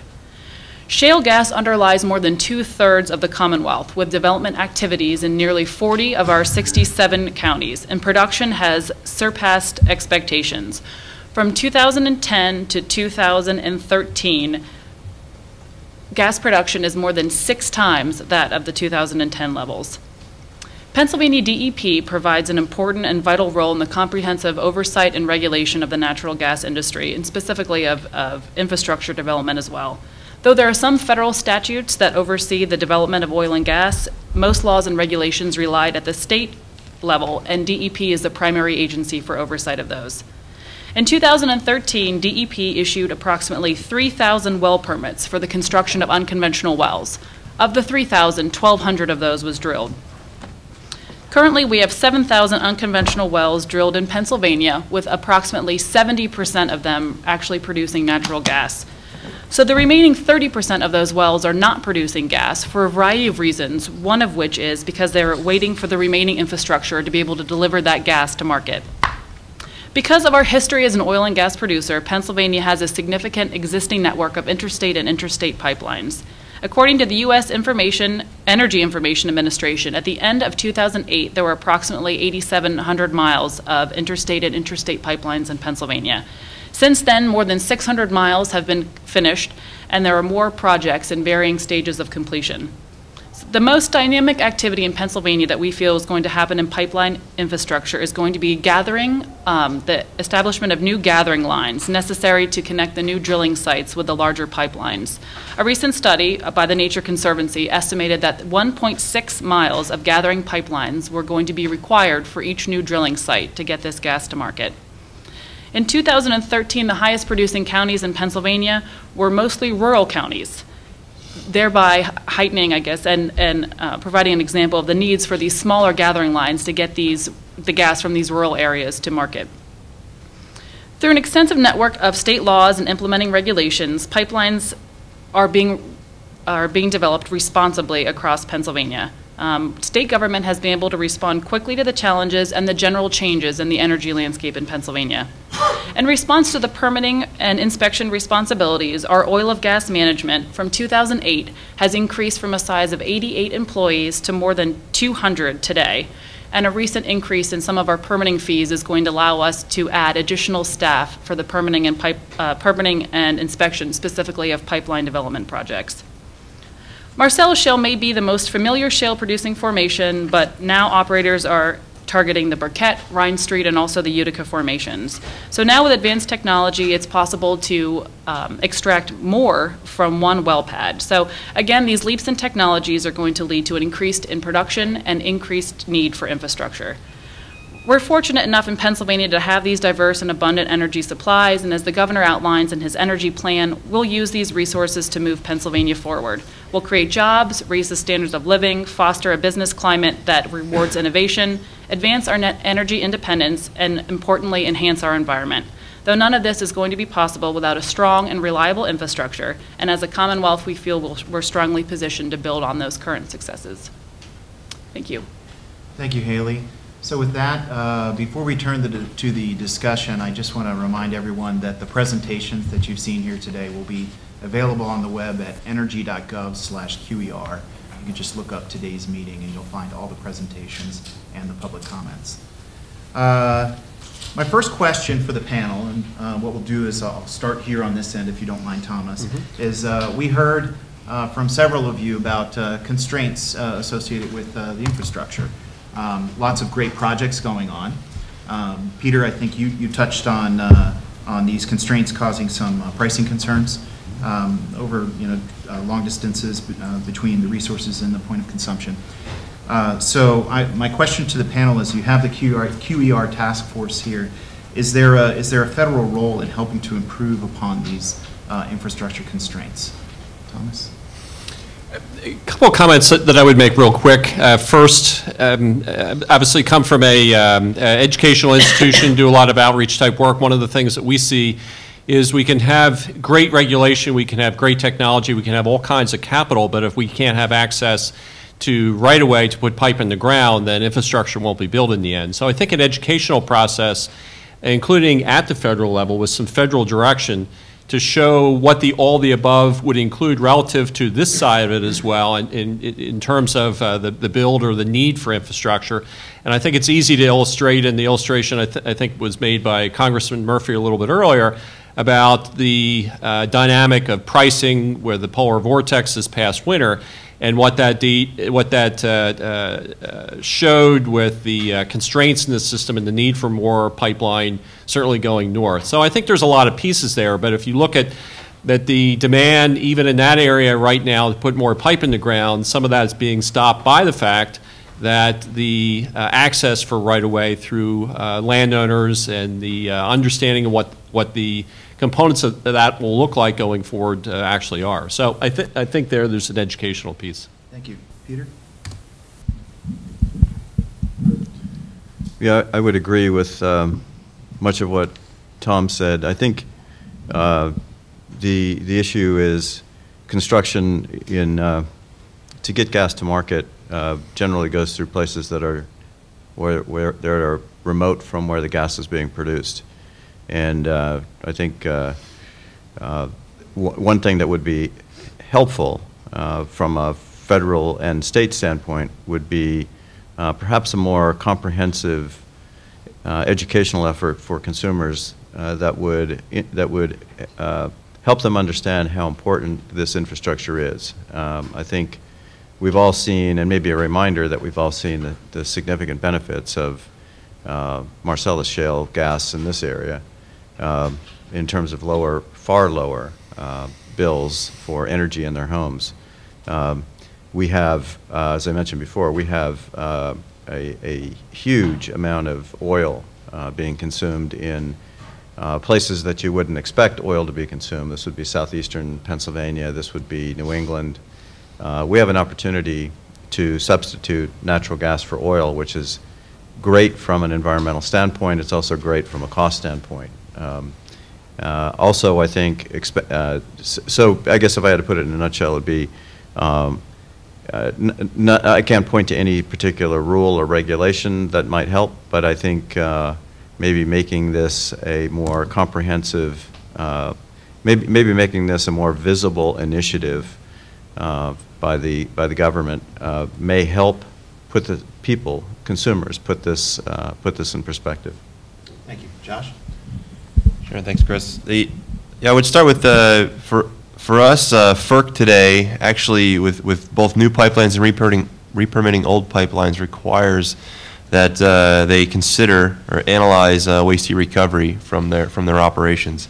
However, that's where it stops. It stops at evaluation, and I think some federal support to incentivize these projects to strongly consider the benefits of waste heat recovery, either through the use of public lands or a permitting process that's required, and because I think it has a nice symbiotic approach with both landowners and the transmission company.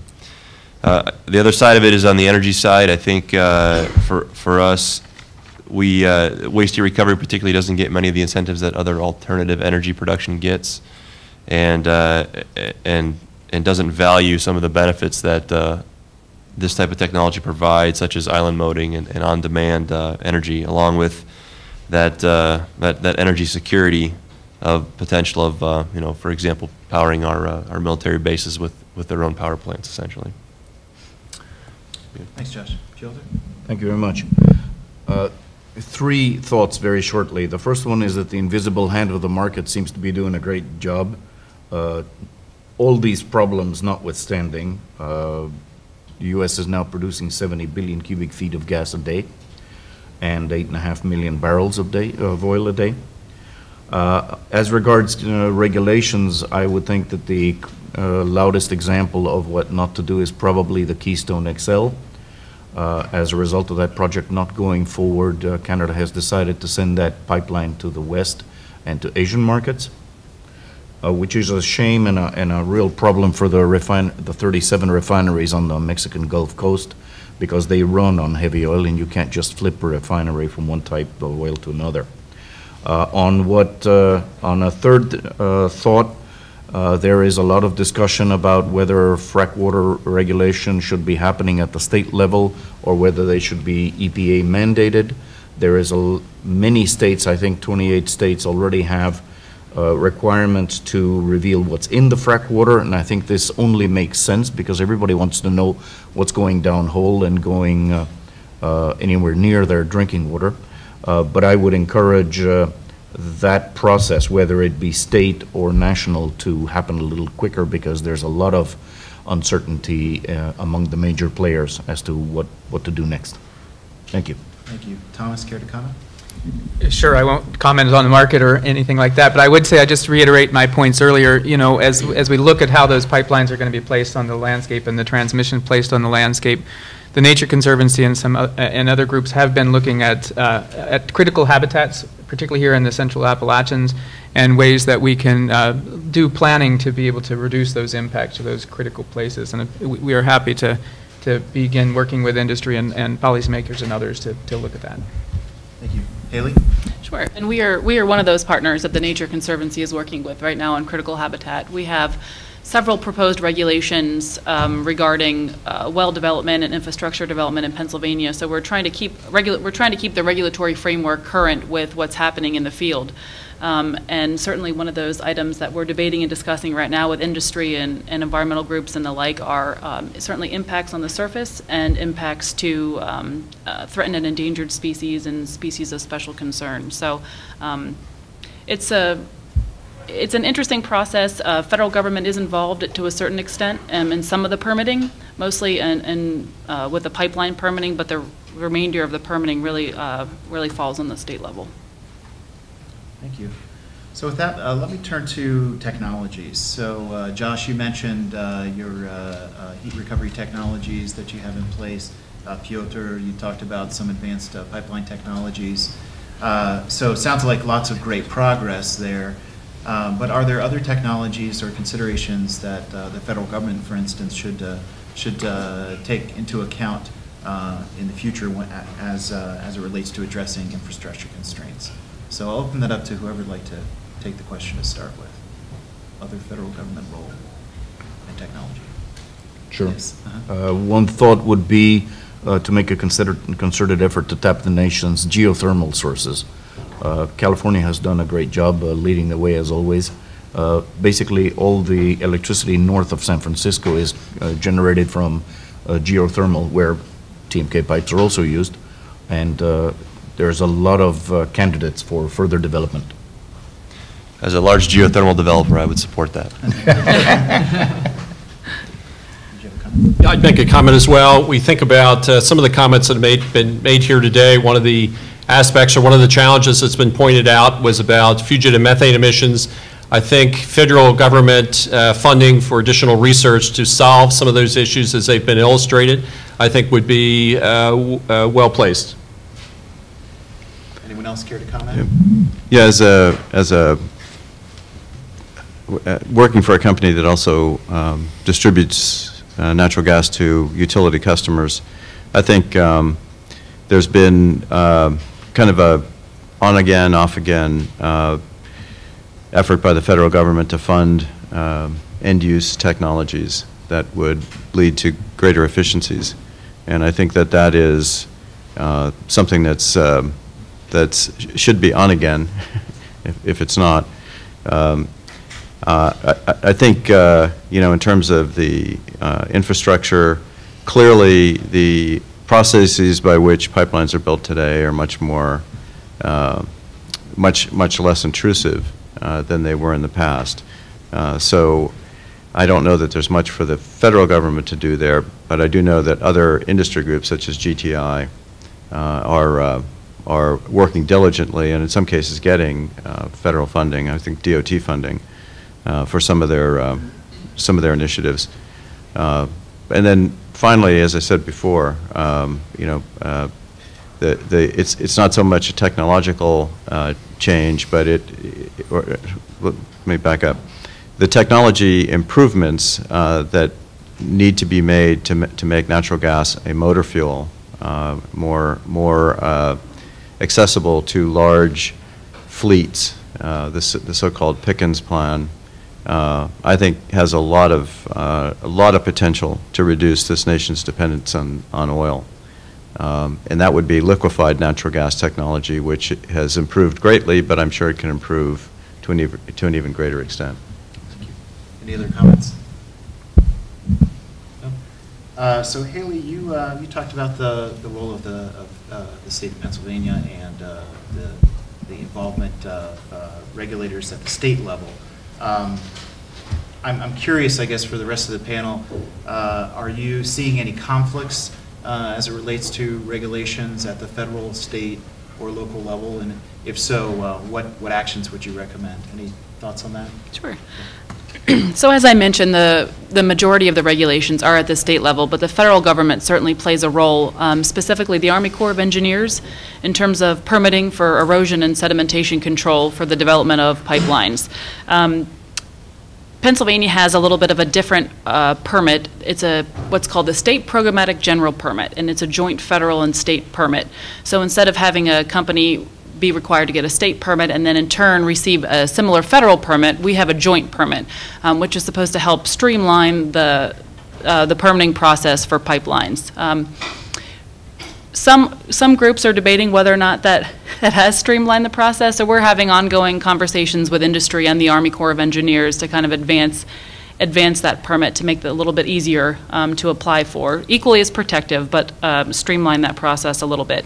And then recently, the Commonwealth has passed in 2012 Act 13 to revamp for the first time in more than 30 years the Oil and Gas Act in Pennsylvania.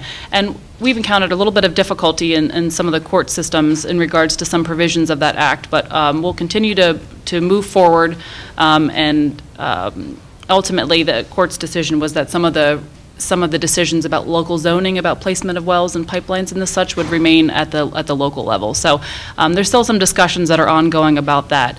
But for the most part, we feel at the state level the regulatory framework is pretty strong. Great. Anyone else care to comment? Yes. Yeah, I would make a comment too. One of the things that Haley had talked about earlier was a number of field-based inspectors that have been hired in Pennsylvania. We see that in a variety of other states around the nation.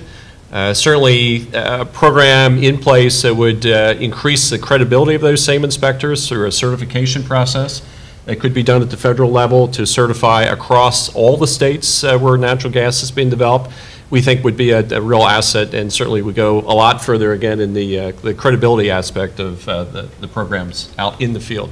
Great. Anyone else? Okay, well, let's do one more question. You have the QER task force before you, and my question is simply this: they want to hear from you. You're given the opportunity to provide one final comment here, and if you had one comment or suggestion to make to the federal government to this QER task force, what would it be? We'll start here with you again, Thomas.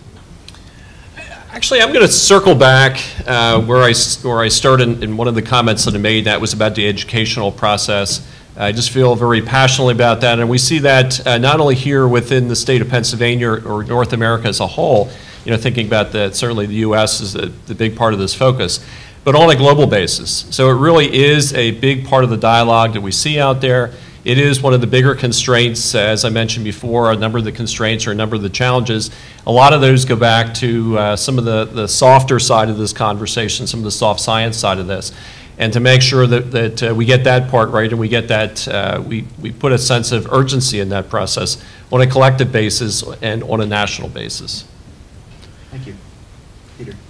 Yes, I tend to believe that the Department of Energy is uniquely positioned within the government to bring some rationality and some fact-based discussion to this whole issue of energy use, energy development in certainly the country, and that to me is sorely needed. I think there are a number of voices out there who are making statements about energy development that hurt us all because they're inaccurate and they're built, they're made in order to scare people. But once again, I think if we as an industry knew that there was a part of the government whose function is to be fair and to be fact-based and to be the keeper of the truth, if that's a phrase to be used, I think that would stand us all in good stead. Thanks, Peter. Josh? I guess I would say that we need to stay focused that what we're trying to do here is figure out how to use our own resources effectively. And those resources being a whole multitude from our renewable resources, from geothermal, wind and solar, to our non-renewable resources, because they will all be needed in the future, whether or not they're used here or used worldwide. So yeah, I continue to stress that our own resources need to be used effectively as we can here, and we still have a lot of room to grow there. Thanks. Piotr? Thank you. Until we get to an alternative energy-fueled future, which is going to happen when we have network-scale batteries, which, by the way, the Japanese are making some considerable progress on, we are going to be combusting hydrocarbons, and my wish would be that the United States revisit the 1975 law forbidding exports of oil and open that up to the market's hand. Thank you. Thomas? Sure. Well, I would just emphasize again this focus on landscape fragmentation and habitat impacts be brought into the dialogue, but also emphasize that we do have the science and tools to look out into the future and predict where those overlaps would happen and be proactive about what planning and tools we put into place to ameliorate those impacts or to avoid or mitigate those impacts. And we do have already science and solutions in the work to look at planning tools that will help reduce those impacts. And I would just encourage the continued look at the science and impact planning. Excellent. Thank you. Haley? Sure. I guess our one request of the Department of Energy would just be to continue the public discussion and make sure that as they move forward with the national energy policy, they're well informed and they've had plenty of stakeholder input, which certainly they will get through this process. So while it's important to have a national energy policy, excuse me, we're just thankful that that DOE looks to the states and their individual needs and individual resources as they move forward with planning. Great. Thank you. Well, I know I learned a lot here with this first panel, so I thank you very much for joining me up here, and please, all of you, join me in a round of applause for our panel. The second panel here is focused on how prudent infrastructure investment can help maximize resource potential.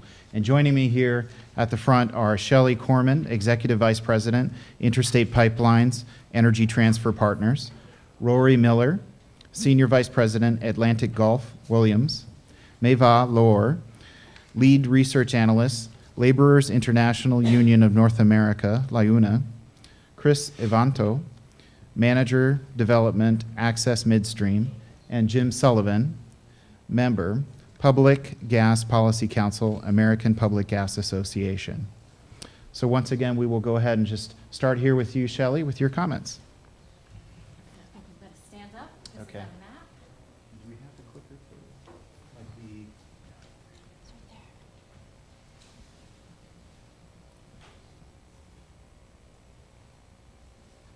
Thank you very much. I'm speaking today as a representative of Energy Transfer, one of the largest and most diversified investment-grade master limited partnerships in the United States. I only have a couple of slides. They're maps. Pipeliners like their maps.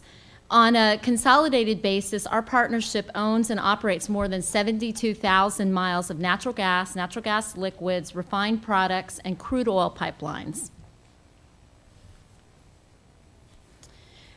Personally, I work in the Interstate Pipeline Division of Energy Transfer.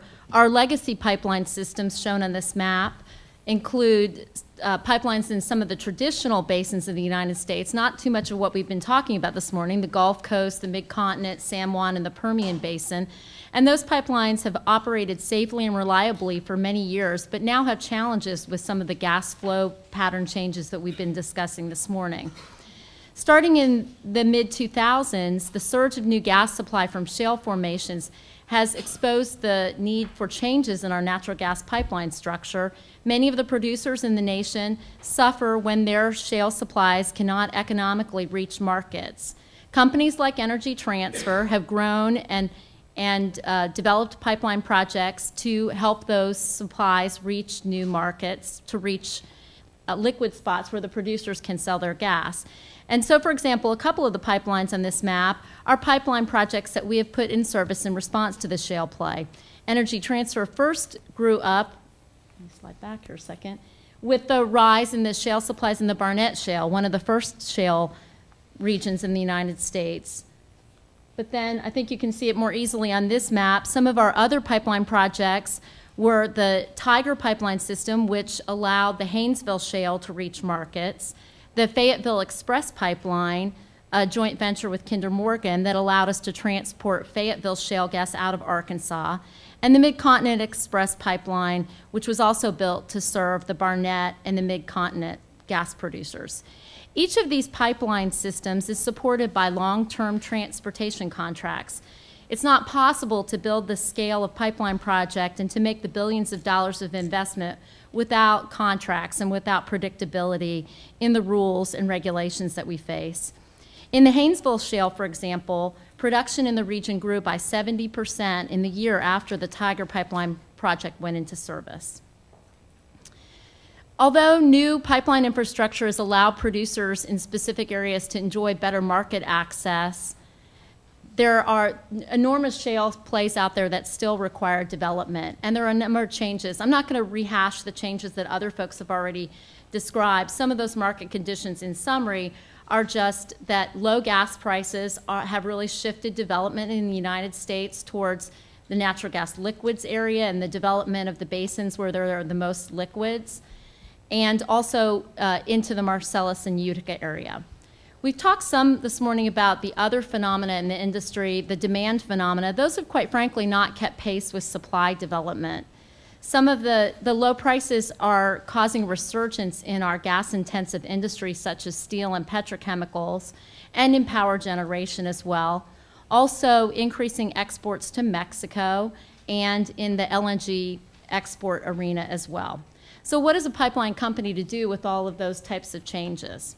Well, I thought what I would do with my couple of minutes of remarks is just talk about in my company, and I think it's much the same in other pipeline companies across the United States, is how those dynamics that we've discussed are directly impacting what pipeline companies are working on.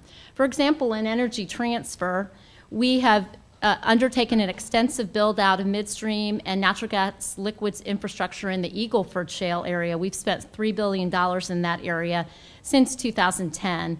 We're also working on pipeline projects to export gas to Mexico. We're in the middle of building an export facility in Lake Charles, a trunkline LNG site. We currently have a facility there to import LNG, but the market conditions today dictate a completely new export facility be built in that same area.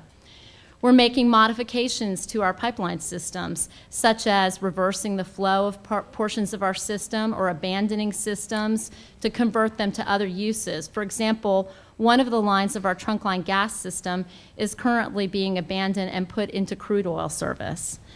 And then, most relevant to the area that we're talking about today, is the huge resource base in the Marcellus and Utica area and the needs for producers to have new infrastructure out of this region.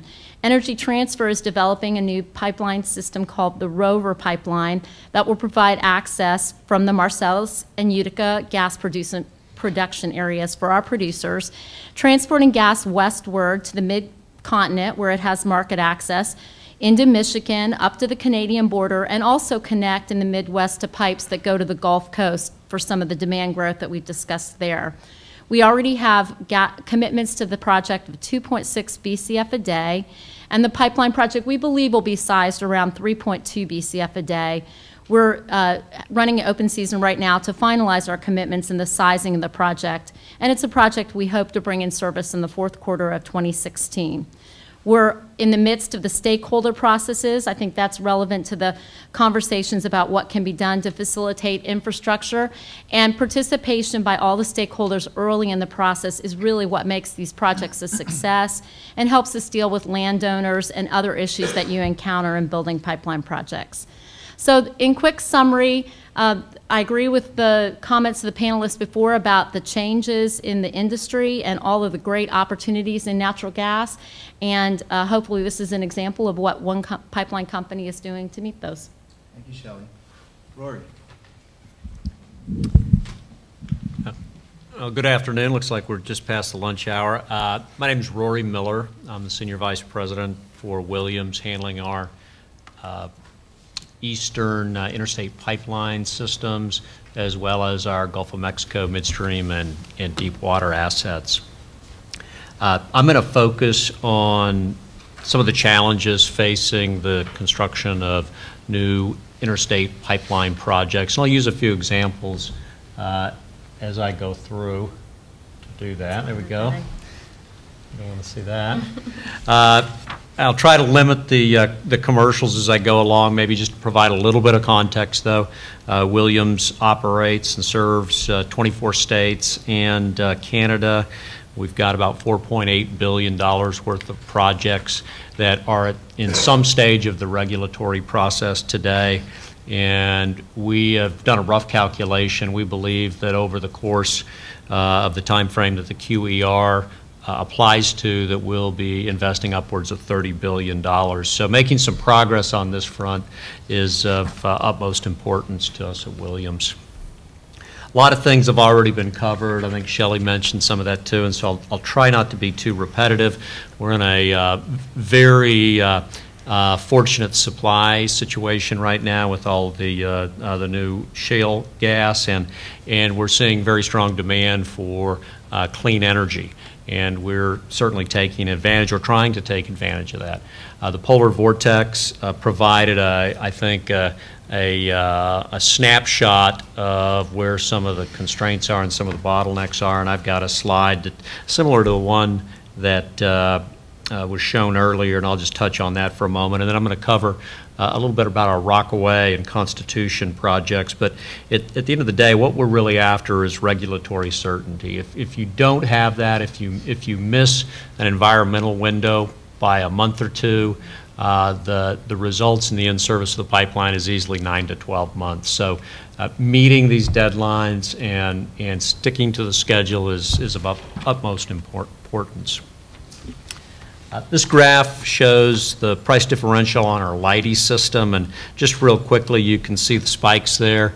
Congressman Murphy mentioned that $120 price. That was a New York City gate price, and that red line there is what the price the producers are receiving just a couple of 100 miles away from the city gate, and you can see that price differential of about $117. Now the pipeline doesn't get that. Our rates are all regulated, so we get the same regardless of what the price is, but the consumers are the ones that pay that bill. Not all the gas is bought on the spot, but the gas that is bought on the spot is paying a pretty heavy toll. I mentioned talking about the Rockaway project just a bit. Let me just set the stage for you. This is less than 4 miles of pipe, and it serves the national grid system, mainly the gas be going into Queens and Brooklyn. The siting for the landing point, even though most of it's offshore, is in a national park. It's the Gateway National Recreation Area. And this project actually took an act of Congress to move forward. And the process has taken almost 7 years. In-service date, since we're constructing right now, will probably be by the end of the year. Total construction time, maybe 7, 8 months. Yet, you know, we've been at this a while. So the question I asked here was the 7 years required to get this project built, was that really in the best general interest of the public? And again, I think this is maybe just a telltale sign that we don't have the process quite right. So what's a typical FERC timeline look like? Just really quickly, the two big, the green bar there and the orange bar. You can see the average months, and on those little bubbles it shows what the timeline has been for Rockaway and Constitution. So as opposed to 7 months, they were 9 and 15 months, and as opposed to 10.7 months on the 7C application, we're looking at 16 and 18 months. At the end of the day, what we need better communication between agencies, we need stronger working relationships between agencies, and we need consequences when the agencies don't meet deadlines. And I know the FERC is really burdened right now because they've got so much more activity than they normally do, and they're trying to proceed in a workmanlike manner. But there's a lot of cooperating agencies, and there's a lot that's been delegated to the state, and those things really get bogged down. And again, as I mentioned, if you miss a window, a key window, 1 or 2 months, it delays you a year. Talking about the Constitution project, this has been a little bigger problem here, and I'll wrap up right here. This is a project to take gas out of northeastern Pennsylvania up to Iroquois in Tennessee. This project has been attacked, I would say, by narrow interest groups, and also we've been bogged down in the state here. We've already been delayed 1 year on this project, and if we don't get cooperation, it could potentially be delayed another year. So again, we need a process that has some accountability in the timelines, and it'd be nice if there was one lead agency that really had the power to make the other agencies in the states abide by that timeline. So I'm going to finish up right there. Final statement, you know, we got the hard part solved here. We've got very ample supply. We've got a lot of demand for clean energy markets. We just don't have a practical and efficient process in place to get this infrastructure built. Thank you. Thank you, Rory. Eva? Good afternoon. My name is Meva Lohr. I'm an energy analyst for the Laborers International Union of North America. So let me tell you just very briefly a little bit about the Laborers and why we care about energy infrastructure.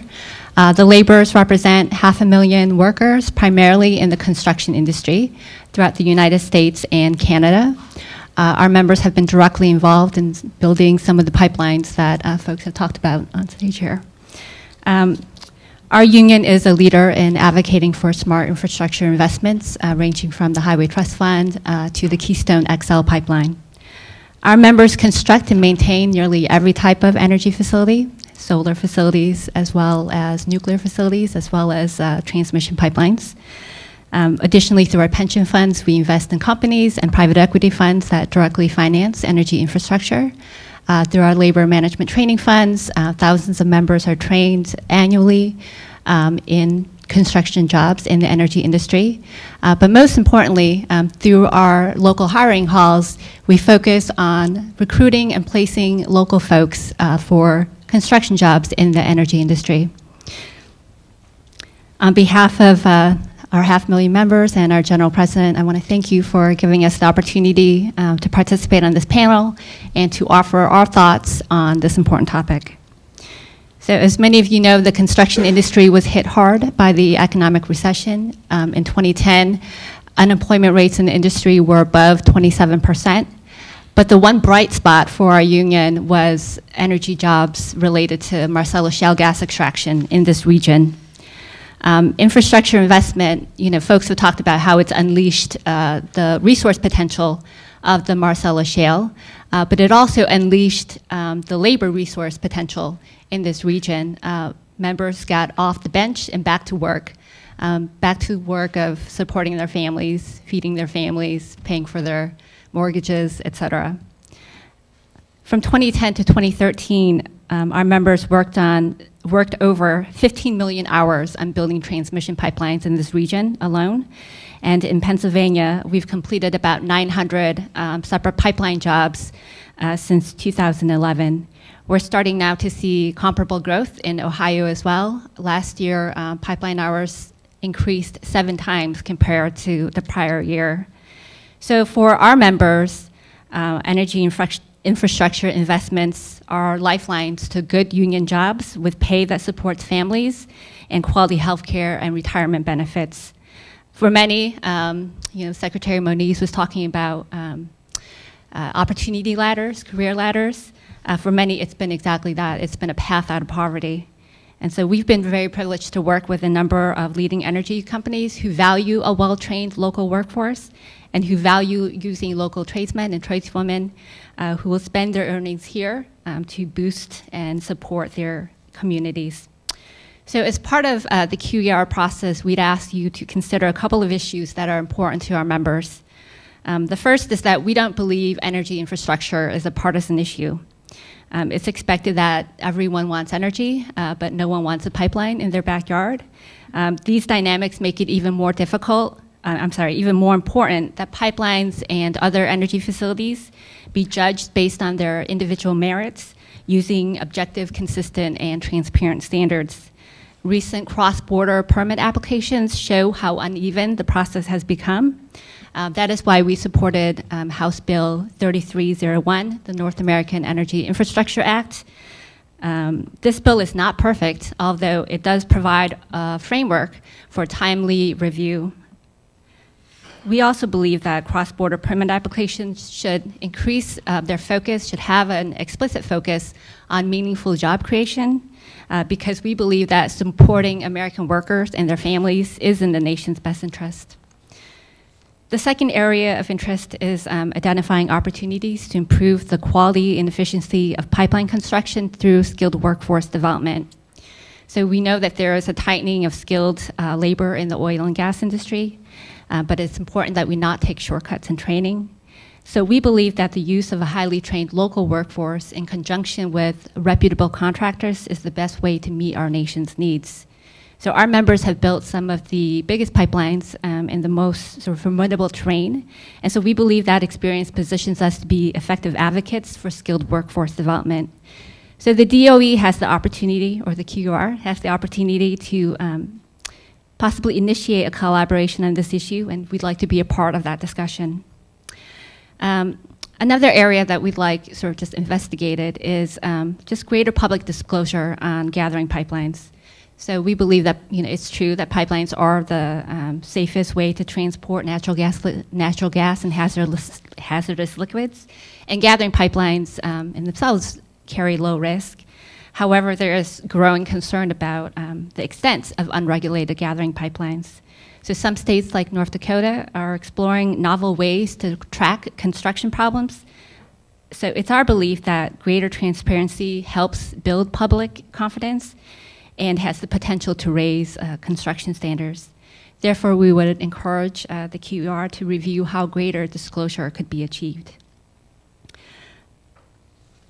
I think I'll just close my comments since I believe I'm running over time. So in closing, LIUNA members live and work in every corner of the US, and we've represented workers in the construction industry for over 100 years. We've built pipelines for over half a century. So to us, these are not temporary jobs, but family supporting careers. We are invested in the success of this industry because domestic energy development supports both working families in terms of lower energy costs and in terms of jobs. But development must not come at any cost. So we hope the QER sparks a discussion that improves safety standards for all pipeline workers, increases collaboration on workforce development and training needs, and promotes the overall quality and security of our vital energy assets. Thank you. Thank you, Mabel. Chris? Thanks. Access Midstream operates over 5,600 miles of gathering pipeline, flowing over 5 billion cubic feet of natural gas per day. We have a significant midstream infrastructure in most active shale plays across the country, including the Barnett, the Haynesville, the Permian, Eagle Ford, Niobrara, and locally here in the Marcellus and the Utica. Industry has installed significant amounts of pipe and compression, of which Access Midstream has contributed 1,238 miles of pipe, 214,000 horsepower of compression, and 1,192 wells to drive 3.4 billion cubic feet of production per day here in the Appalachian Basin.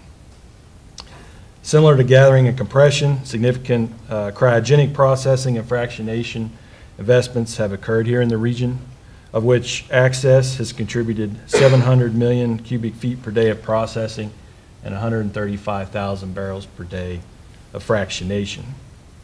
We're a little unique. We are focused on the upstream side of the midstream sector, if you will. So we depend on interconnectivity through pipeline, rail, storage, and other downstream midstream folks such as Williams, and Energy Transfer to get the gas to market. We do have existing interconnects to interstate and local market through Kinder Morgan, Dominion Transmission, and Dominion East Ohio. Some of the new pipeline projects that will give us access to get the product to market are the Energy Transfer's Rover project. We do have a receipt point planned for that at our Leesville cryogenic plant, which is located in Ohio.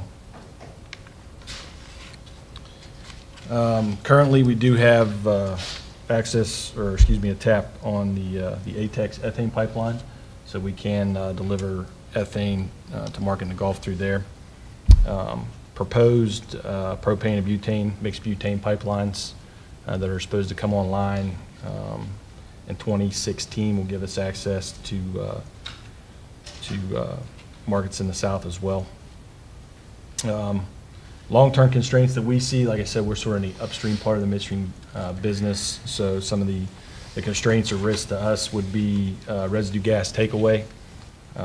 Some of the larger projects that were spoken about before, making sure that those projects do come to fruition to give us access to those markets.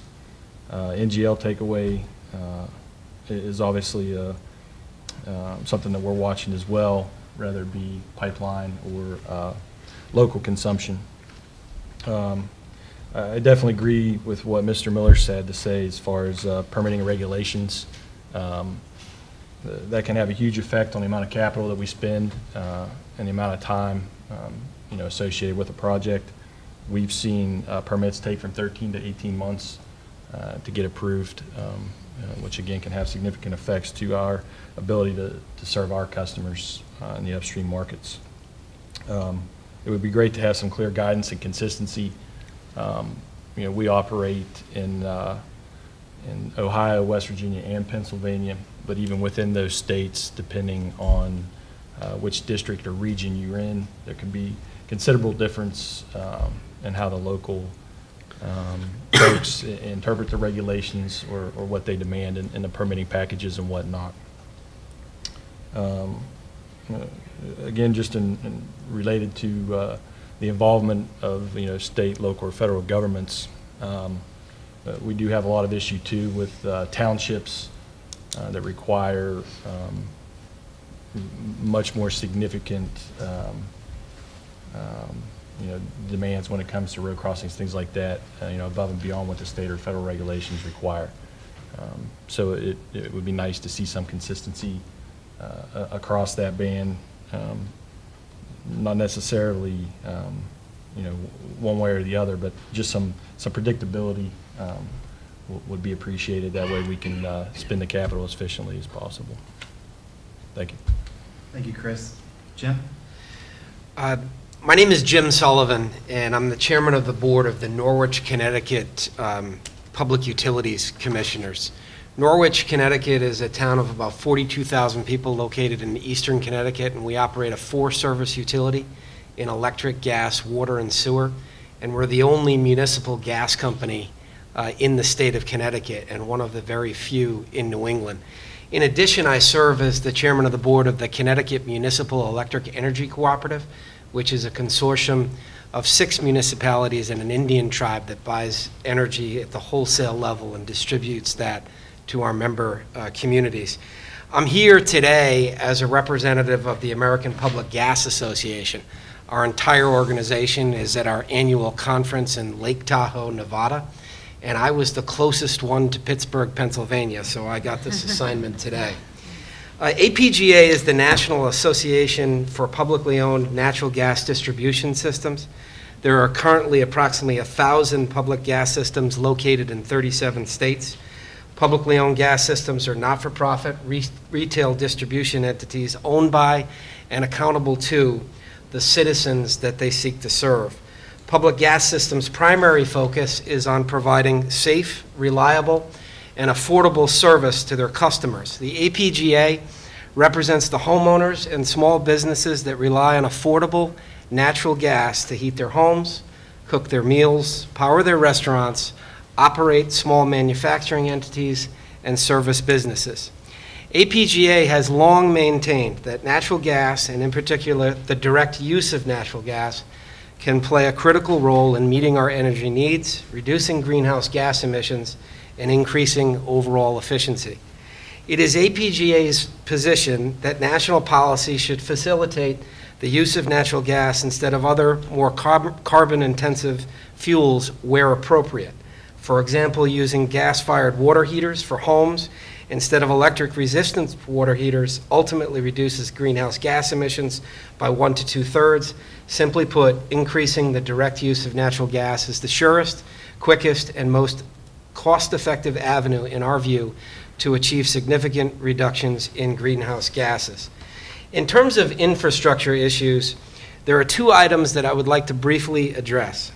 The first is the issue of tax-exempt financing.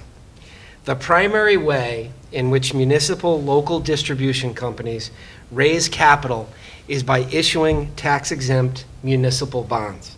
APGA strongly supports the continued tax-exempt status of municipal bonds as they are an efficient, stable, and effective means of building new public gas system infrastructure. However, today we see that some members of Congress, as well as the administration, have proposed altering or eliminating altogether the tax-exempt status of these bonds, and APGA adamantly opposes such alteration. Beyond tax-exempt financing, public gas systems can raise capital by requesting that local officials raise natural gas rates for customers, or requesting that local elected officials raise taxes or cut other services to pay for upgrades, and we think that those alternatives are not acceptable. The second infrastructure issue is related to just and reasonable rates. Under the Natural Gas Act, the charge for transporting energy across state lines is required to be just and reasonable. However, current law does not provide the Federal Energy Regulatory Commission the authority to protect natural gas consumers from paying unjust and unreasonable rates to pipelines. In contrast to the manner in which just and reasonable rates are maintained by FERC under the Federal Power Act for consumers of electricity. Under current law, if a customer files a complaint at FERC to address excessive rates, and if at the completion of the proceeding, the customer has been found to have been charged an unjust and unreasonable rate, FERC can only adjust the rate downwards prospectively.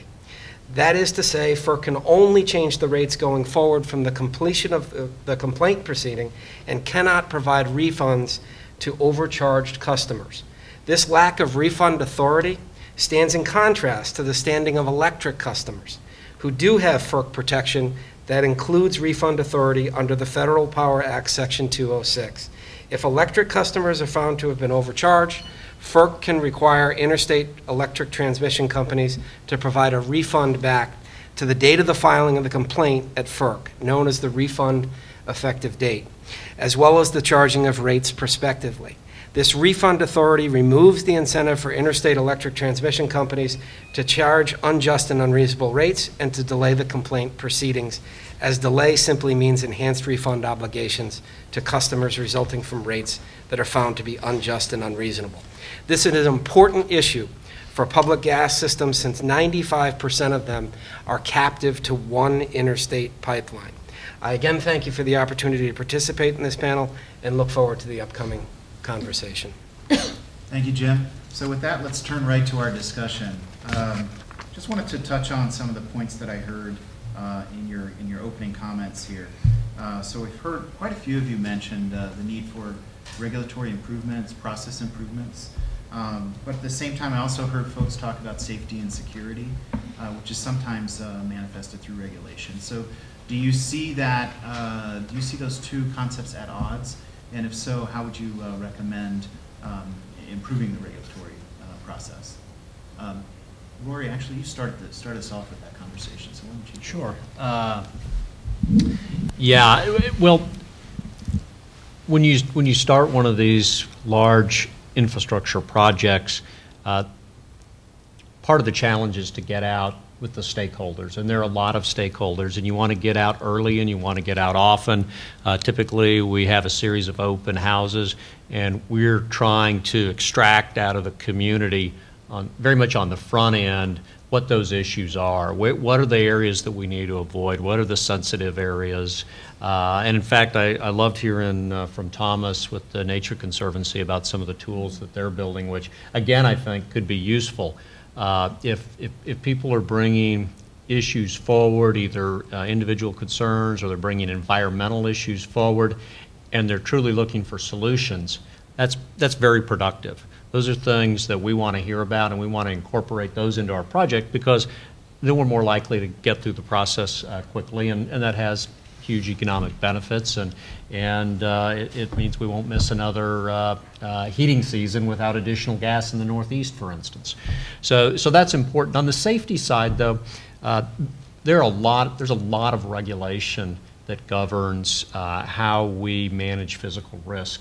And we have all of those regulations kind of inculcated in our own internal processes as well. So I don't necessarily put kind of the safety and integrity issues in the same boat with the permitting process, although it's part of it. I think that's all synced up fairly well, and we're very knowledgeable about what we need to do, and we want to do that. And I can tell you, if you're in this business for the long haul, the last thing you want to do is build anything that's not in full compliance and meets the highest safety standards that are out there. So I think some of the environmental issues are big issues, and those can be kind of inflection points on a large project. I think there's also a lot of maybe, for lack of a better term, not in my backyard issues. Those are always big, and I understand those. But at the end of the day, if you're really targeting something that's for the greater good, it's got to be in somebody's backyard, and so trying to find the least bad path is the exercise, and that can be a bit of a juggling act. So anyway, I'll stop there and let somebody else comment as well. Shelley, I skipped you. Did you care to comment? Well, I agree. I had made some notes along those same lines. I think that there's not really anything wrong with the FERC certificate process. There's a lot of opportunities for early stakeholder participation and for early comments. I think it's really just continuing to focus on how to make those things more productive. Folks, whether it's landowners, whether it's state agencies, the more information the pipeline company has early in the process, the better, the more successful the process, the happier all the stakeholders are. So we really need to, pipelines already have those activities, and we really need to focus on what gets that information brought into the process early. I do think there's a bias now for people that have an agenda against the infrastructure to kind of sit back in the weeds and throw singers into the process later on. And we need to figure out how to really reward the participants, whether it's someone with environmental issues, landowner concerns, that come forward early. Early when you still have the time to reroute the project, early when you can make accommodations. The FERC process requires you to consider alternative routes. That's a more effective part of the process early in the stakeholder. And I think that going forward, this is more of a concern with social media, with blogs, with other things that create folks that don't want to help have productive infrastructure, stakeholder processes. It behooves everyone in the industry to figure out how to give the voice to the folks that meaningfully want to participate. Thank you. And maybe just one last thing to build on Shelley's comments there, and I mentioned this in my overview, but it's an extremely complex process, and we absolutely need to have those kind of rules of thumb. I know the FERC issues some rules of thumb on projects, and when they don't really call the shots, it's hard to keep everybody on that timeline. And the current timelines that we have, those rules of thumb, those are fine. And if people are coming forward early, we can get the right work done within those time frames, and then these projects can get done. And really, it's an issue of, from a consumer standpoint, it's an issue of missing heating seasons. And there's been a huge outcry about, hey, we need more infrastructure in the Northeast. Well, we have billions of dollars of projects, not just the one that I showed you here. We've got a long list of projects that we're pursuing to address those very issues. But we don't have everybody playing from the same rule book. And so I know the FERC has their hands full, but I think if there's a lead agency that's got rules of thumb and there's some accountability for the other parties to live up to that timeline, then I think this whole thing works. And then it's easier. It's easy to explain it like I just did. It's really hard to implement it. So I'm not saying it's simple, but. Thank you. Ava, did you have a comment? Sure. I guess one, the permitting process that we were talking about, that I was talking about specifically, is the cross-border permitting process, and we know that it has taken a very long time, not as long as the Rockaway. I didn't know that took 7 years, but we may actually surpass Keystone may surpass that timeline, and so we think that it just makes sense. It's good, it's a prudent process, it's prudent policy, and that it makes sense to all stakeholders when that process is transparent, when it's consistent, when it's equitably applied. And so we believe that process is one that can be improved, it should be improved immediately. And then secondly, I don't think that having a clear process and a transparent process is at odds with safety, at all, because the more transparent the process is, the more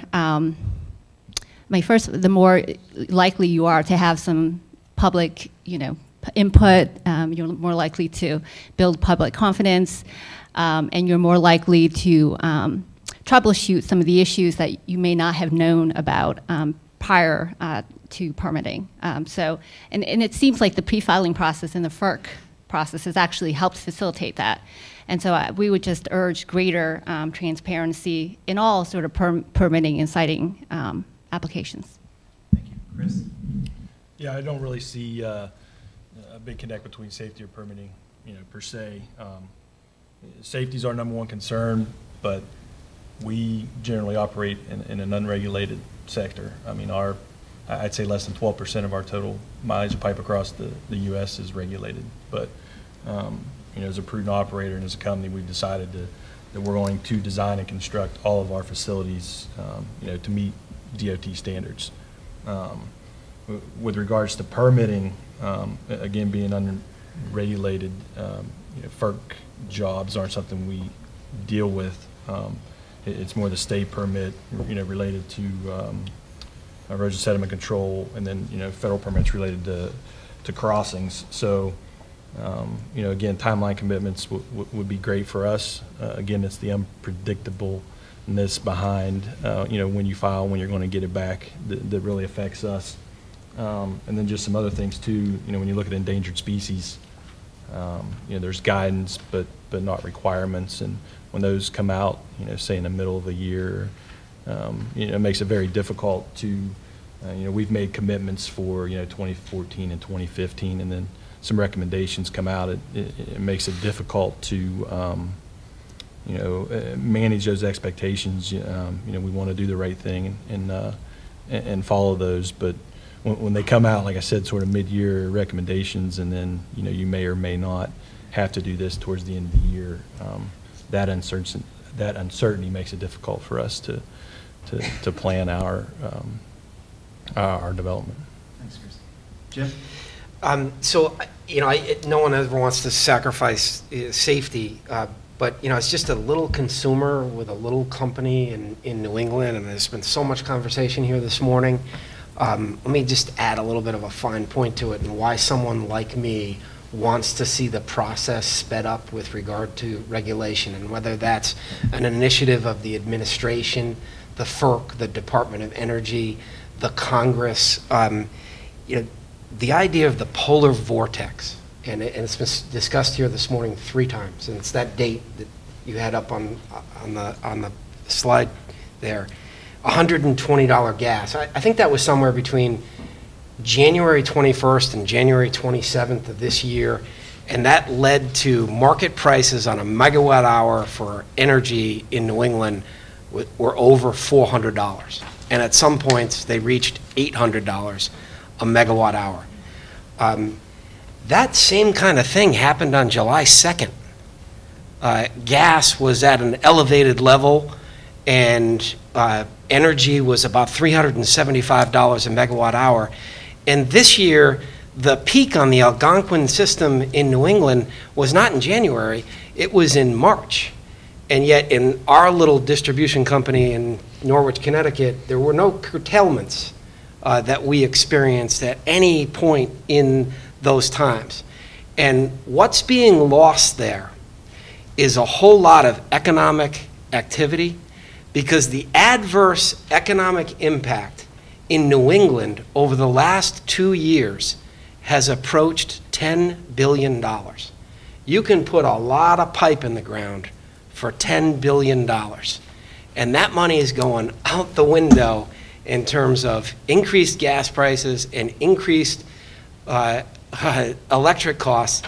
And none of us can explain it other than to the extent that we're trying to deliver gas into New England in a garden hose. And we need to speed up the process to get more infrastructure in the ground. Thank you. So in the last panel, I asked a similar question. I'll ask this one. Chris, I think you touched on this, the differences between state, local, and federal government regulations. And I'm curious to know, do you have specific recommendations for the federal government here relative to this particular challenge?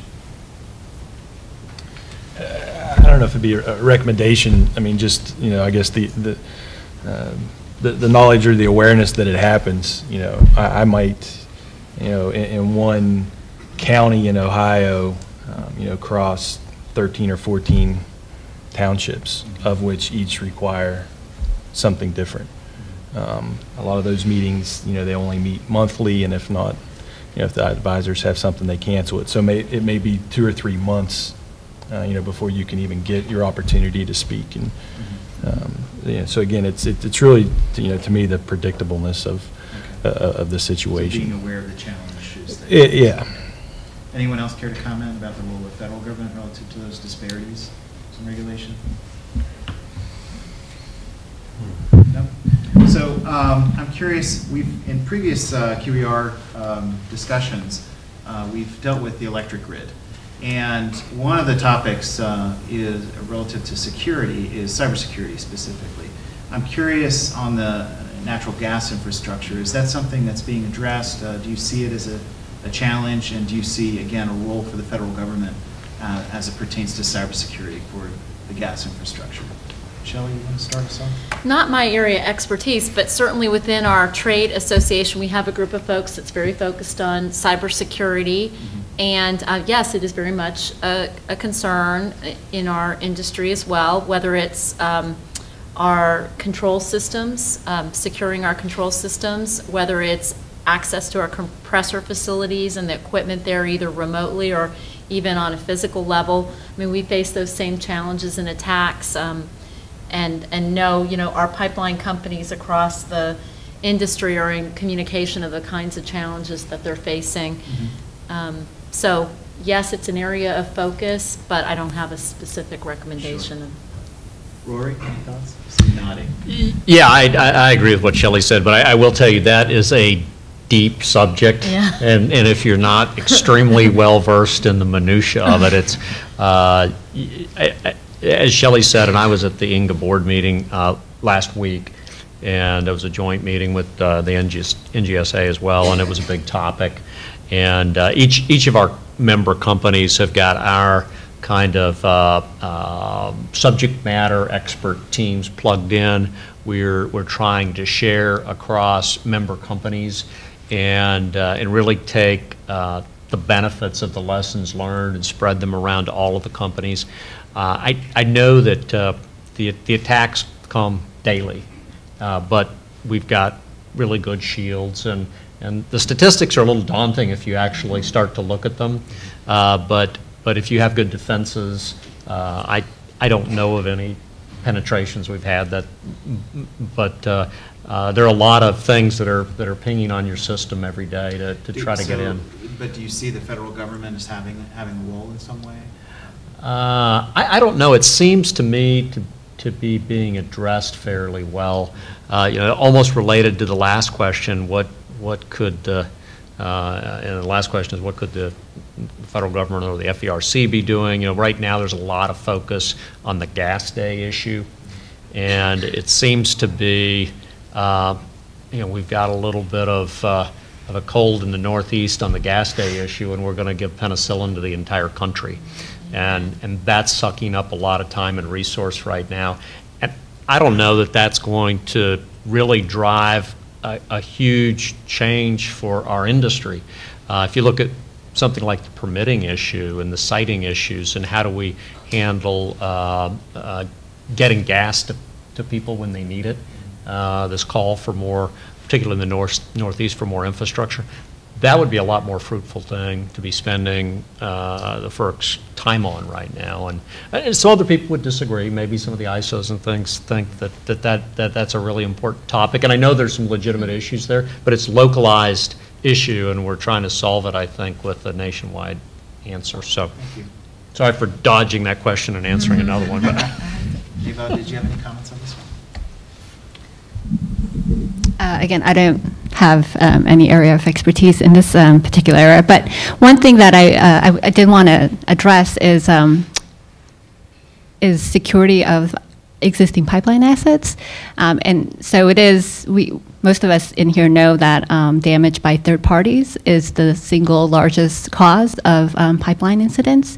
And so I think, perhaps there could be more done just in terms of public education, in terms of maybe promoting Call Before You Dig, or promoting efforts to ensure that all pipelines, including those that are unregulated, are encouraged to register with those services. So I think that helps, build, again, public confidence about, the security and the safety of pipeline infrastructure. Thank you. Chris? I'll pass on this one. Jim? It was my understanding that the department is engaged in a pretty extensive effort with regard to cybersecurity, and far be it from me to make any suggestions beyond those that are involved in the process already. So thank you. So we'll go ahead and wrap it up with one last question. Again, I'll use the same one as we used last time. So this, again, you have the QER task force before you, an opportunity to give one final suggestion. And we'll start back with you again, Jim, at the end. Apply some urgency to the effort, at least for those of us in New England. What you're doing is important. I'm amazed at times at the lack of outrage, especially on the part of some of the elected officials that I see throughout my region of the country, because at the end of the day, we can sit here and talk about reliability and safety and good business practice. There are Americans who need access to cheap energy to fuel their lives in every component of it, all across this country. And we need to figure out a way to deliver this bountiful resource to those people so that economic activity in this country is enhanced. Thank you. Chris? Yeah, I'll just go back to my original point of the predictability. We're willing to do whatever we have to do to safely build these assets and put in this infrastructure. It would just go a long way if we had some clear guidance on how to go about that. Thank you. Eva? I don't want to sound like a broken record, but I would really encourage the administration to pass and just expedite the process of approving the Keystone XL pipeline. And I think that sends a direct message to both construction unions and developers that there is an appetite to build that type of infrastructure. Rory? Well, I'm maybe sounding a little bit like a broken record too, but I think from Williams' perspective, we're involved in so much new construction right now, and a lot of the cry is really to get these new pipelines in, and you know, we're trying to do that. Producers are signing up, markets are signing up, pipeline companies are stepping forward to build the assets for regulated rates of return, and yet the FERC jurisdictional projects are part of a federal process, but I can't really say that it's totally federally controlled because parts of it are delegated, and I'm sympathetic to the states needing input. I'm just less sympathetic to maybe a lack of urgency if you're not that lead agency and there aren't maybe any penalties of some sort. And I know there have been several bills brought forward with penalties in them, and there may be instances where a project is so controversial that having hard deadlines and penalties, maybe that doesn't make sense, but maybe there's a situation where there's a lead agency, and that lead agency, like the FERC, governs the schedule. And if the other parties aren't abiding by that, then the FERC has a chance to, kind of assume where we're at is what we got, so that we can bring some urgency to the process. It's very easy if you're just looking at one narrow part of a project to dig your heels in and say no. Yet, we might have another polar vortex next winter and the one after that, and I can guarantee you the result won't be better than it was this year. Because the projects, particularly in the areas that are constrained, like the Northeast, there's nothing changing right now. The projects are there. The parties have all stepped forward to underwrite them and to make those commitments, but we're not clipping through the regulatory process in a workmanlike manner, and the customer is going to be the party that is left holding the bag, and that's basically because the process hasn't done its job. And so I think that's a big issue. It's the one that customers are going to notice because their prices are either going to go through the roof or, heaven forbid, maybe there's even some shortages. We can't get enough supply there. The one thing that we haven't talked too much about today is just this huge change in the fueling of fuel for power generation. And it was touched on a little bit earlier, but that is a situation that is very much an Atlantic seaboard issue. That's where some of the oldest coal-fired generation plants were, and they are dropping like flies. And on the Transco system, for instance, we get calls, 1 or 2 a week for new connections, new load, and the mix is changing a lot. And so it's imperative, I think, that we get this process streamlined, that we get control of it, that one party has control of it, and the rest of the parties feel that urgency to get this done. Otherwise, we're going to be left with egg on our face, all of us in this industry. And so we've kind of got a weak link there. The hard stuff is already happening. So many countries don't have the luxury of having all this supply right close to the biggest markets in the country, and we have that, and yet we still haven't got the job done to get consumers what they need. Thanks, Rory. Shelley, you want to wrap this up here? Yeah, I think the focus is on how do we get involvement early in the process to develop the best pipeline projects, and that can be looking in the QER, looking at things like in some states pipelines have automatic survey permissions, in some states they don't. You want a pipeline to do all the pre-investigative work they can, because that's going to allow them to avoid sensitive areas and avoid environmental concerns and so forth. You want to promote involvement. I think that really gets to a dialogue in the QER of, are there statutory timelines necessary? Are there timeline commitments by different agencies? I don't know if that's the right idea. I mean, certainly, the FERCs felt like that is actually an impediment, but you've got to figure out if you want the process to move more quickly, how do you engage the people that are willing to roll up their sleeves and work on solutions, and how do you tell the other people if you aren't going to participate early and seriously, then your comments are not going to be weighed as much in the process. Thank you. So once again, a great group of panelists here. Please join me in thanking them. Joining me here are David Peebles, Vice President of Ascent and Senior Director, the Odebrecht Group, Tom Conway, International Vice President, the United Steelworkers, Dr. Andrew Gelman, Lord Professor of Chemical Engineering and Co-Director, W.E. Scott Institute for Energy Innovation, Carnegie Mellon University. And is it Jeff that we're missing?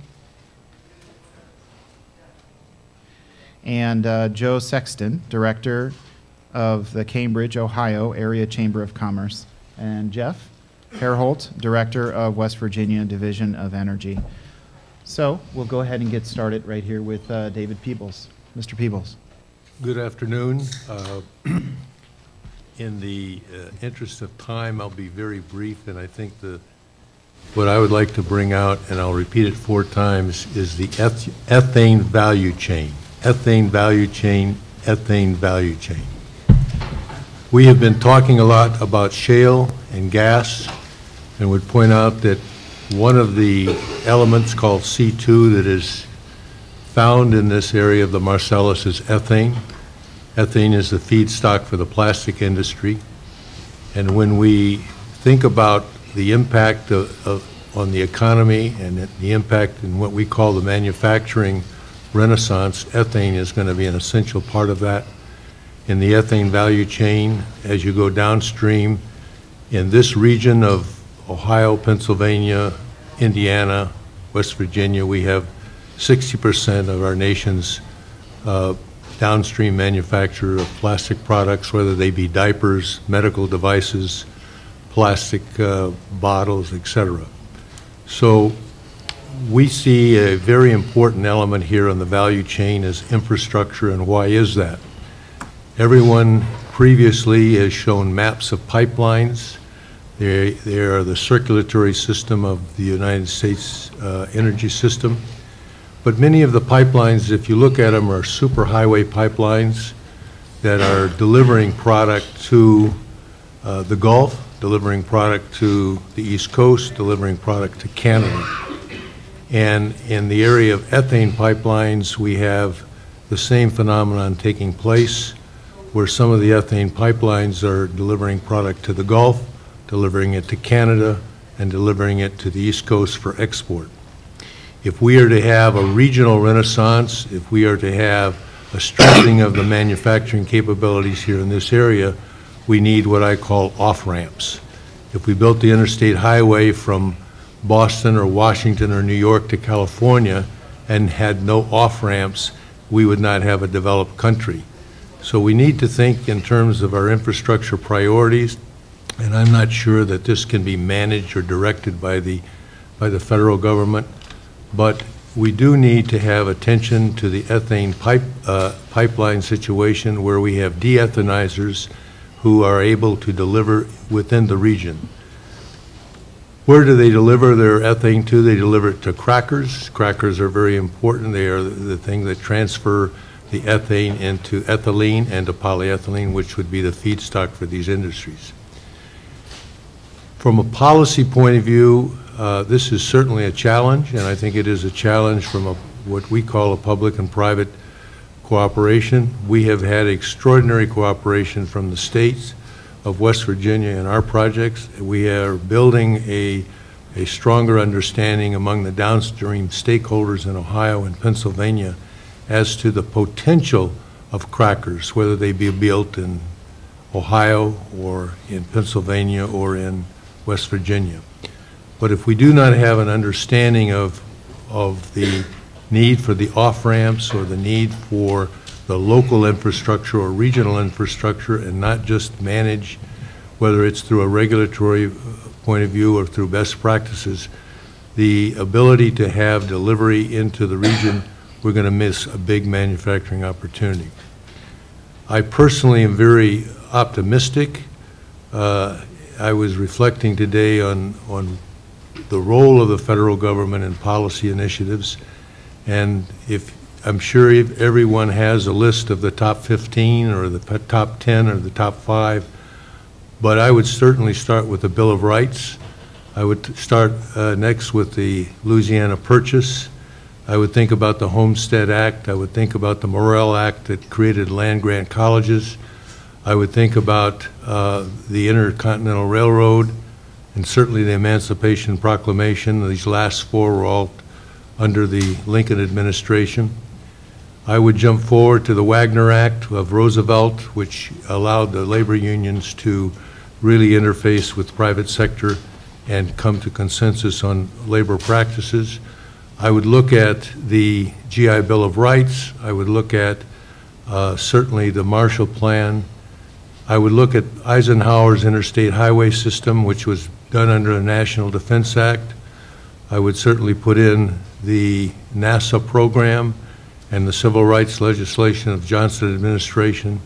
I would put in the EPA of Nixon, and I would put in the NAFTA of the, I don't remember whether it was the Carter or Clinton administration.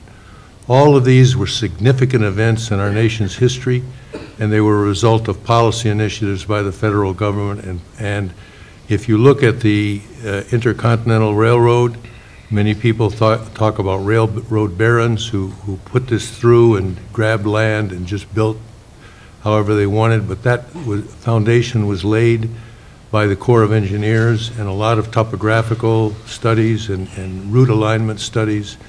And I think what we can hope for from the Department of Energy would be, as one of our panelists said here before, is fact-based approach to all of this.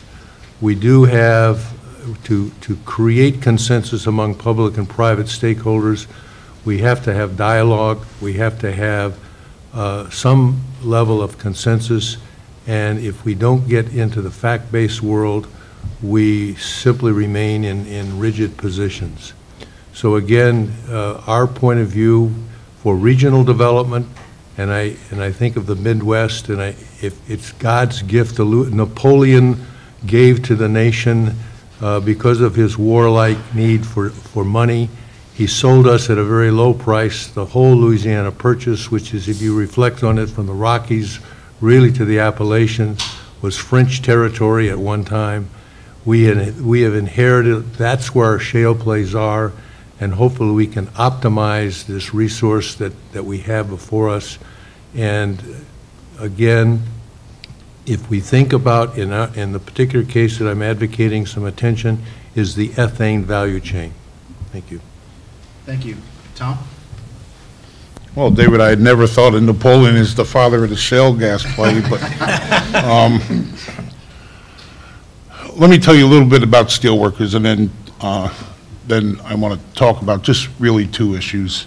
We're the largest manufacturing union in the country, and our focus is not just in steel. It's a name we've kept through a series of mergers, and so we've merged with the old oil chemical atomic workers, and we represent workers in all the refineries around the country, do all the pipeline work, a lot of pipeline work, represent the workforce at companies like TMK, who was on the earlier panel, as well as pipe companies across the country. We have the metals and the mining industries, glass, aluminum, and it's a broad spectrum that we sort of look across and spend a lot of time on trade issues. And they're difficult issues, and they're difficult particularly in terms of energy issues and the trade things that we're faced with. And this morning you heard Congressman Murphy and again the panelists from TMK talk about this issue of the pipe and the controversy that's sort of currently going on to it. But there's a bit of a longer backstory to it, and I think it's important for the QER and actually a lot of people to understand how this story comes together and how much opportunity the U.S. is missing because we have not coupled up our energy policy and our trade policies and a lot of other policies. And particularly in trade, you can have Department of Commerce, Department of Energy, transportation, all off doing something, but trade sort of sits out on its side and no one pulls it together and links it in with what's going on. Or if you're going to have a comprehensive energy policy in America, you ought to know where your products are coming from. And frankly, right now, the U.S. isn't very smart about where it's coming from, or we're always playing catch up. So when the shale play first takes off, and in 2007, 2008, that period of time, even given the depths of that reception, the Chinese step into the energy market in the form of pipes, what you heard referred to this morning as oil country tubular goods. And that's really just a bunch of pipes, large diameter, small diameter, pipe transmission, gas and oil transmission, downhole piping, and they flood the market with it and cause thousands and thousands of layoffs in America and a shutdown of pipe mills from Texas to Pennsylvania. And Americans are out of work, and the pipe that's coming in, and not all exclusively China, but largely China, and in particular China, because where they've reached agreements with the U.S. to join their WTO and ascend into a partnership, a trade partnership, they continually cheat at it, and they dump their product. And they dump their product at a cost that's cheaper than it takes them to make it, just to gain the market share, to gain a toehold. And so we are forced to go into the courts, file petitions, go through the Department of Commerce, go through the International Trade Commission, finally prove our case that China is cheating and tariffs are put on the Chinese pipes. And it sounds quite protectionist, but you got to remember, they're cheating.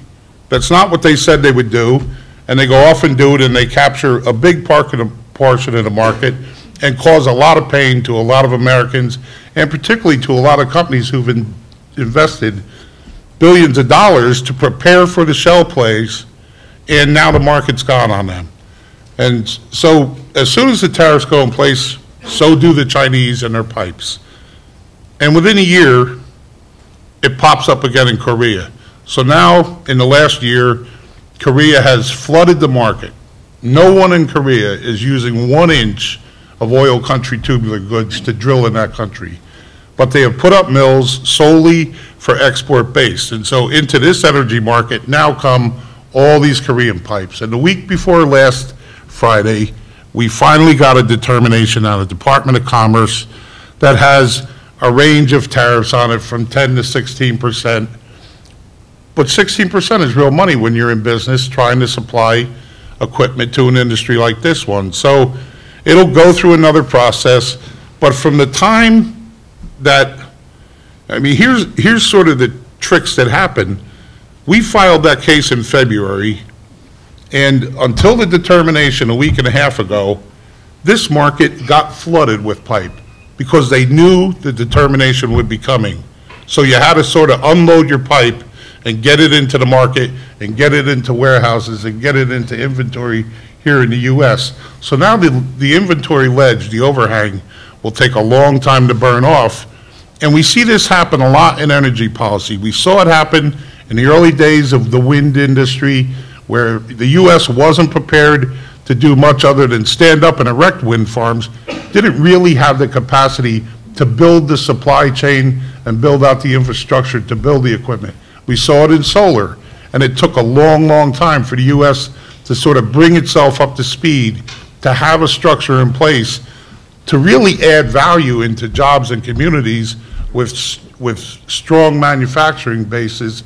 And instead, and so we're here to sort of urge the QER that you've got to find a way to couple these various entities together, the Office of the USTR, some sort of policy on manufacturing supply chain, particularly on public-private partnerships that are going to go together, and where U.S. taxpayer dollars are going into projects, and Americans are losing their jobs because Americans' trade laws aren't being enforced, really just seems so counterproductive and just so wrong at so many levels. So the other only topic I'd comment on while we're here is we hear a lot of discussion, and we've heard a lot today about the growth and the potential for export of LNG. And we understand that, and you understand the delta between the prices, between what can be gained in other parts of the world and what natural gas is trading at here. But you also heard the Secretary say that there's a potential $200 billion growth in manufacturing as a result of the work that's going on here. And that liquid natural gas export, in a way, is our resource. And under our current rules, under our current laws, we are compelled, where we've reached a free trade agreement with another nation, to export that LNG.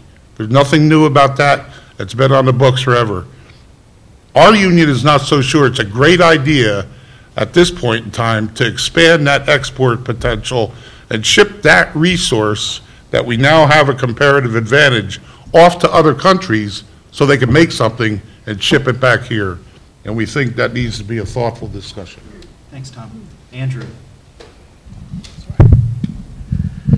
Yeah, so let me let me build a little bit on certainly what David Peebles talked about, and that is the value of the ethane and the wet components that are in natural gas. So let me start by sort of going back a little bit and figuring out how did we get here, and pointing out that the reason that we're here today is because 20 or 30 years ago, a lot of people who were very visionary decided to invest their careers and their time into the development of technologies that allowed us now to reap the reward of shale gas. So these are the people who believed that fracking could be used to get or extract methane and natural gas out of shale, people who developed horizontal drilling that allow us to access it. So those people were visionaries. They took risks. We'd have to do something the same. We have to be visionary. We have to think long term. We have to be willing to take risks in ultimately in order to reap the greatest benefit of this natural resource. So what is the path forward that might lead to that? I think, as clearly my colleagues here do, that the use of the wet components in natural gas as the basis of a natural gas-based chemical industry is one of the methods or pathways that will lead most probably to the greatest reward to U.S. society. Natural gas, or the wet components, can be used to make plastics, rubbers, textiles, fuels, solvents, all the things on which our modern day life depends. They all have far more value than natural gas. So we're in this enviable position of deciding what to do with natural gas. We can burn it to make heat, electricity. We can sell it to make money. Or we can think long term and try to use it to make chemicals. The way this works is that the ethane and the propane that are in the natural gas, especially the natural gas that's here in the Marcellus shale field, are quite plentiful and they have much higher value than the methane itself. You can take ethane, propane, and convert them to ethylene and propylene, and those are the feedstocks for the chemical industry today. The conversion process is called cracking. It's well known. Technology exists. It's practiced all across the planet, and we could practice it here. Extracting natural gas clearly is creating jobs in the U.S. already. Converting the wet components to chemical feedstocks will create even more jobs. Taking those feedstocks, using them to create chemicals will create even more jobs. And then allowing the U.S. manufacturing industry access to cheap energy and cheap, locally produced chemicals and materials is a win for everybody. So what are the infrastructure needs? So they're clearly quite different from the infrastructure needs that have been talked about so far. The upstream and the midstream infrastructure needs have been covered. The infrastructure needs for a downstream processing of wet components of natural gas really begin with the crackers that have been discussed already. As I mentioned, the technology exists. The problem is they're big, they're expensive. In order to facilitate their creation in the U.S., maybe in this region, we need industry partnerships with the government or with the public sector in general to incentivize the building of crackers here. Once that's done, the rest of it is almost easy by comparison. What is the path to the long-term benefit? Well, it's quite clear that we could seize the opportunity to use natural gas as much more than just a cheap source of energy. What we need to do is to recognize that shale gas exists around the world. Wet shale gas exists around the world. We'll have competition. We're in a position where technology and methodology developed in the U.S. put us in this enviable position of having options. We need to recognize, actually, as was just mentioned, that we need to be the first to market with these technologies that improve natural gas processing to produce chemicals. But then in the long term, we always need to stay ahead of the market. And that requires technology development. It requires research into developing improved processes for natural gas conversion through use of state-of-the-art modeling and optimization, process optimization methods. As I mentioned, ethane and propane are easy to work with. Methane, by comparison, is a tougher nut to crack. We need to figure out how to do it. It can be done, but not efficiently. And finally, we need to invest in research, not just into the economic processes or the ways of making money, but also into state-of-the-art environmental monitoring, processes and methods for minimizing human health impacts of natural gas and all the processes that are incumbent or that arise from it. Ultimately, though, this resource can be used to underpin the renaissance in manufacturing in the United States. Thank you, Andrew. Jeff. Good afternoon. Yeah, I'm Jeff Hareholt, Director of the West Virginia Division of Energy. We're part of the West Virginia Department of Commerce. These comments will be related to the partnership theme. West Virginia is an energy state with a population of just 1.8 million. We contribute significantly to our nation's energy needs. We are number 2 in coal production, number 4 in net electricity exports, and we are number 10 in natural gas production. When we speak of electricity, the state of West Virginia exports 60% of the electricity we generate. We're also, interestingly enough, number 3 in forest cover behind Maine and New Hampshire. For more than 80 years, the world's leading chemical companies have focused on West Virginia. West Virginia chemical industry directly employs 10,000 individuals, our largest manufacturing sector. Only the coal industry, with 17,000 employees, is responsible for more jobs in the state. With $8.2 billion in annual sales and $714 million in local wages, the value of the chemical sector to West Virginia's economy is easily appreciated. With the liquids-rich shale content of West Virginia's Marcellus and Utica shale plays, West Virginia is returning to its chemical industry roots. The first commercial ethylene plant was established in Clendenin, West Virginia in 1920. This has been regarded as the start of the petrochemical industry. The production of several ethylene-based chemicals was begun by Union Carbide in South Charleston in 1923. This industry, under Union Carbide's leadership, fostered a world-class technology park in South Charleston, West Virginia. After Union Carbide's merger with Dow, the technology park was discontinued. With the support of the principal researchers at the park and state government, MATRIC, the Mid-Atlantic Technology Research and Innovation Center, was formed. MATRIC was established to preserve the science and engineering talent recruited to the Charleston area by the chemical industry. Another industry-government partnership is the Chemical Alliance Zone, or CAZ. CAZ was created in 1999 to channel and leverage efforts to strengthen West Virginia's chemical industry. CAZ is a nonprofit collaborative of citizens, labor leaders, educators, government officials, and chemical industry executives and business leaders. A third business-government partnership focused on the chemical and related sectors is the Polymer Alliance Zone. PAZ was created in 1996 to recognize and advance polymer-based industries located in West Virginia. The this industry association was established by the state of West Virginia through executive order. The multi-county recognized as the Polymer Alliance Zone has one of the highest concentrations of polymer production in the world. Considering our history, expertise, and established partnerships, the liquids-rich shale development in West Virginia was quickly recognized as a tremendous job and value-added opportunity. Governor Earl Ray Tomlin and the West Virginia Development Office launched a concerted effort to attract ethane cracker plants to West Virginia. West Virginia has received multiple responses from our recruitment efforts. The progress that has advanced the furthest is a tentative commitment from Odebrecht on our panel here today to build a petrochemical complex in Wood County. This complex would consist of an ethane cracker, 3 polyethylene plants, and associated infrastructure for water treatment and energy cogeneration. This project is termed Ascent, Appalachian Shale Cracker Enterprise. While Odebrecht has not formally committed to the project, they have purchased the property for the site and are receiving ethane supply commitments.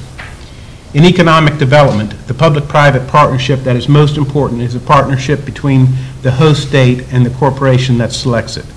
We are committed to walking a mile in their shoes to understand the requirements of businesses wanting to locate in West Virginia. Projects as large as those being discussed here today are complex. They have a lot of moving parts. As issues are resolved, we move closer to a formal project announcement. Shell's Appalachian Cracker Project in Pennsylvania and West Virginia's Ascent Project represent departures from the traditional ethylene development projects. Since the early days of Union Carbide's presence in ethylene, our regional ethylene market has migrated to the Gulf Coast. The employment and value-added benefits of polyethylene production accrue at the southern end of the pipeline. The unprecedented production levels of natural gas and associated natural gas liquids from our regional shale resources warrant value-added economic development in our backyard. Diversifying the location of polyethylene industry will benefit more local economies and make the U.S. chemical industry more resilient. West Virginia has committed to Odebrecht to assist with Ascent as needed. With the recent declines in our nation's manufacturing sector, an opportunity to add significantly to West Virginia's workforce is treated as the highest priority. Adding increased value to West Virginia's natural gas production is also a driving force to make this project happen. America needs good jobs and a secure energy future. Economic development fostered through fossil energy resources is not replicable in all states, but the states that are gathered here today can capitalize on fossil energy resources within their borders for the benefit of the local economy and our nation as a whole. Thank you. Thank you, Jeff. Joe? Good morning or good afternoon, and thanks for inviting me. I'd like to give more of a micro perspective from Cambridge, Ohio, and Guernsey County. Glad to see West Virginia's here, and now we got Ohio. I'm the director of the Chamber of Commerce in our county, 40,000 people. Our town has about 11,000. And for the last 3 years, we have been working diligently to embrace the gas and oil industry. And I'd like to tell you a little bit about how we've done that. We are in the Utica. We have some Marcellus there, but we're primarily Utica, and we have a pickle shape of the Utica in southeastern Ohio, so we say we're in a pickle. And we have many counties who are that are involved in the Utica and have well over 100 wells permitted.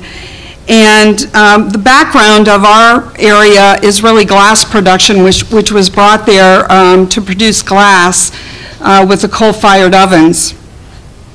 The first thing we did when we learned 3 years ago what was coming our way was worked very closely with Williamsport, Pennsylvania, and some people involved in the industry there, both on their Chamber of Commerce and in local companies, to learn really what was going to happen and how we were going to be able to deal with it. And so we spent a lot of time, per their request or per their advice, educating ourselves. And so we formed a Guernsey County Energy Coalition, and within about 6 months we had over 200 members. We have met every month for 3 years, and I bring in speakers on the industry who really instruct and advise and educate our chamber members on the gas and oil industry and the different components of it. We've held some conventions in Cambridge, some seminars, and really spent a lot of time on the educational component.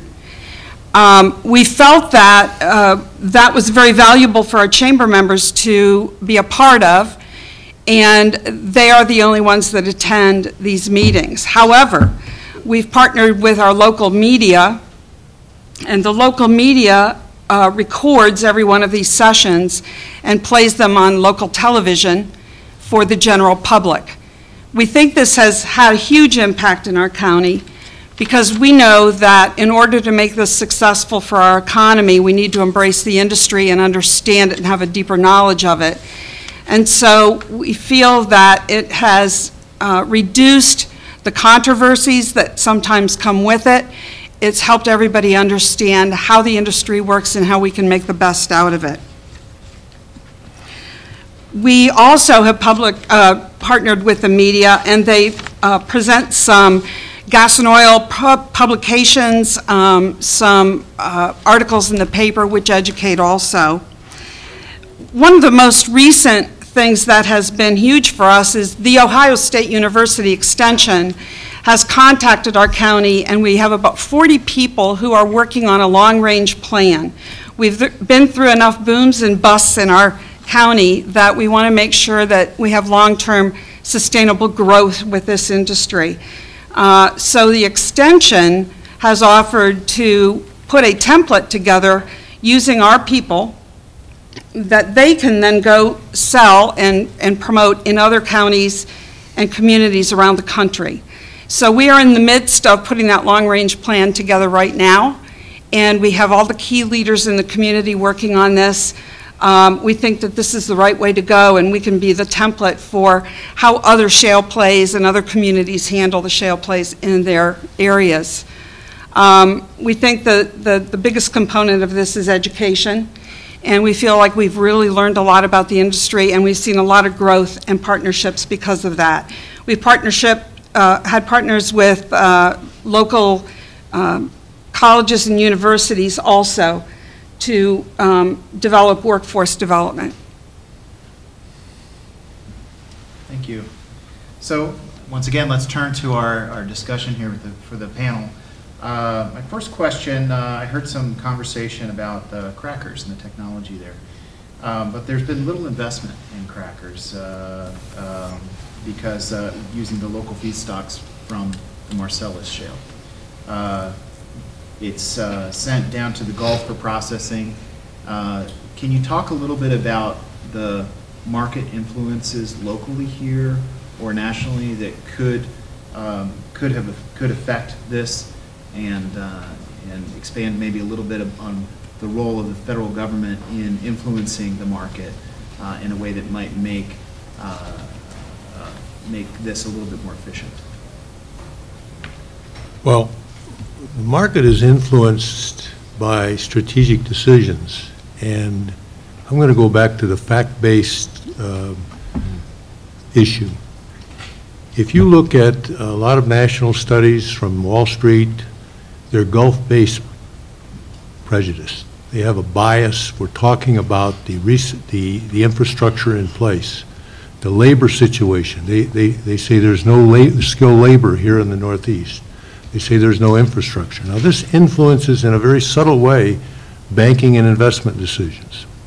So, but from a positive point of view, if we look at what the shale revolution has done here, we ourselves are investing in a cracker in Mexico. There will be a first wave of crackers coming on in 2015 and 2016. The most modern facility will be ours in Mexico. A modernization strategy along the Gulf by 4 or 5 of the majors will bring on the first product wave of ethane-based polyethylene and polypropylene. The second wave is going to come from those that are now investing in crackers, in new crackers in the Gulf, and hopefully here we have 2 or 3 groups looking at it. Now, what do you have to do? You have to look at the market and say, this is a long-term asset play. This is 40 years. This is 50 years. So you have to look at supply. You have to look at reserve capability. You have to look at market, and that's where I get back to the market. The Department of Energy here can help a lot by fostering research. We have enormous talent base here in Ohio and Pennsylvania and West Virginia in our national labs and our universities, and we have to somehow or another coordinate and focus this talent base on the R&D necessary that will lead our product developers in the industry to say, hey, what can I expect? What are the new formulas? What are the new methodologies that I can put to practice in an applied way? And this gets back to extension and education.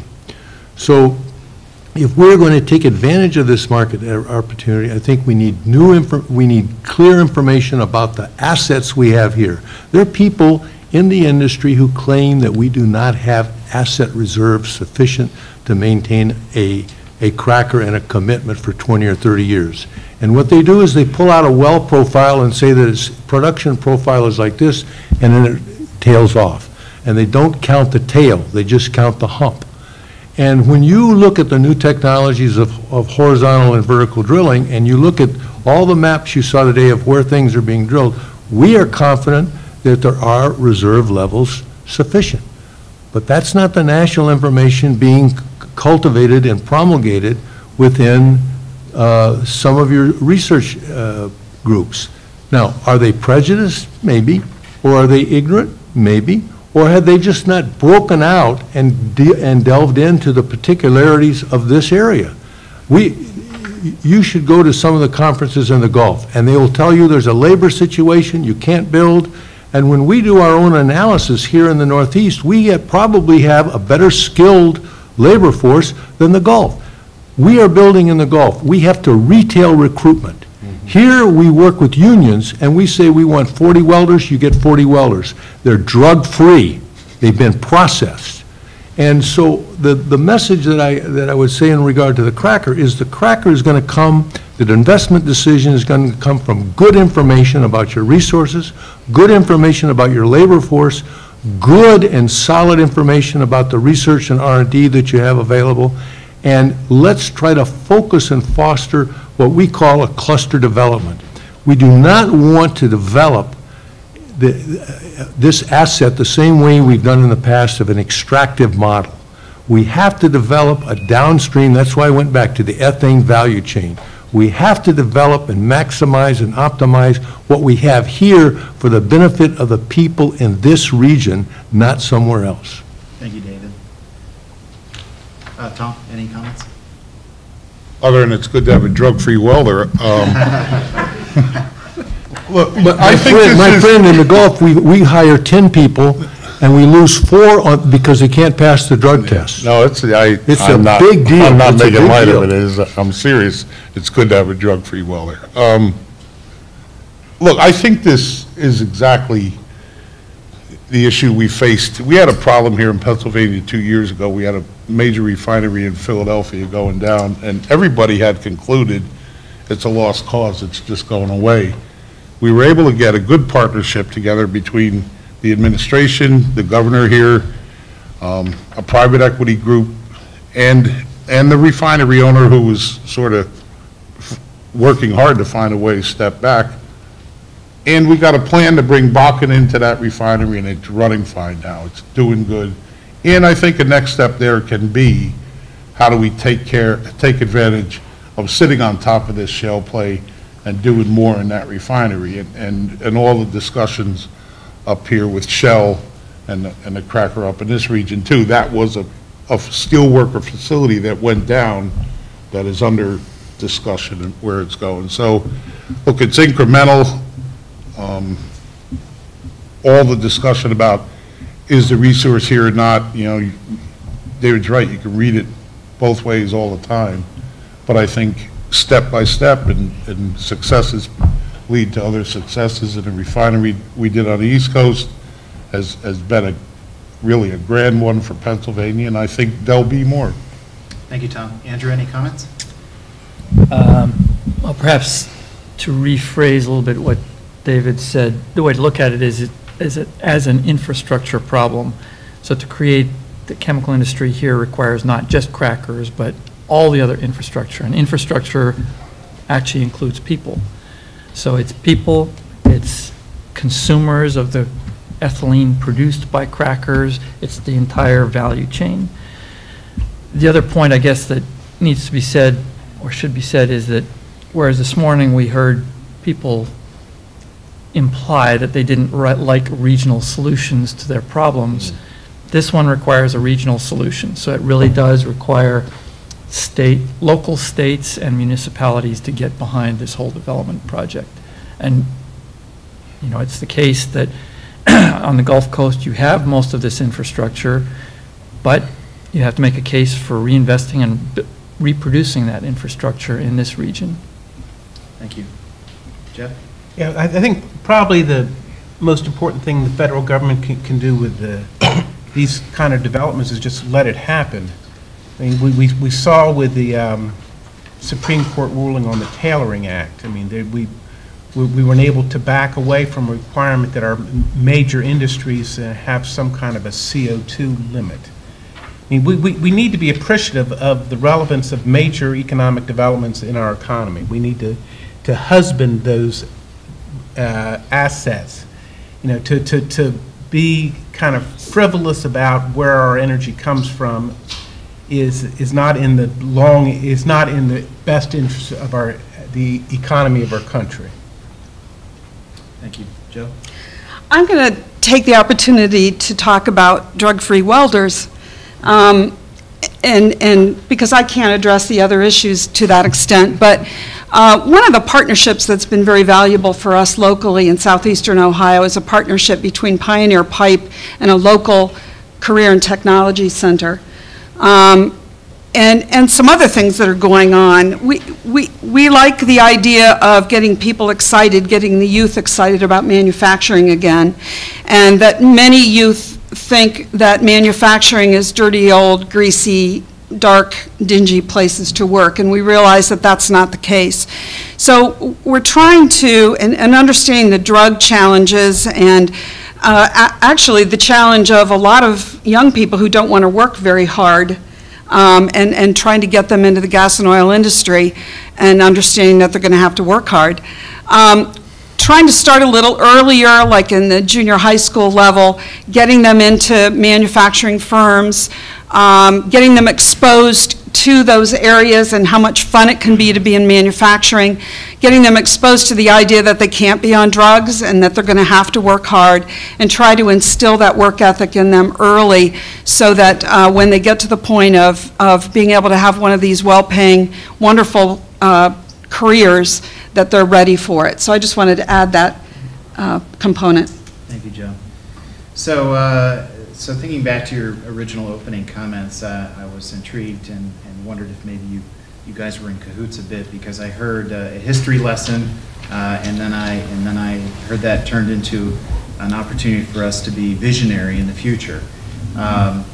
We heard about some of the technology that's needed, but my question is there a role for the U.S. federal government or other public-private partnerships? And you touched on that a bit, but on specific future technologies beyond what we've heard so far.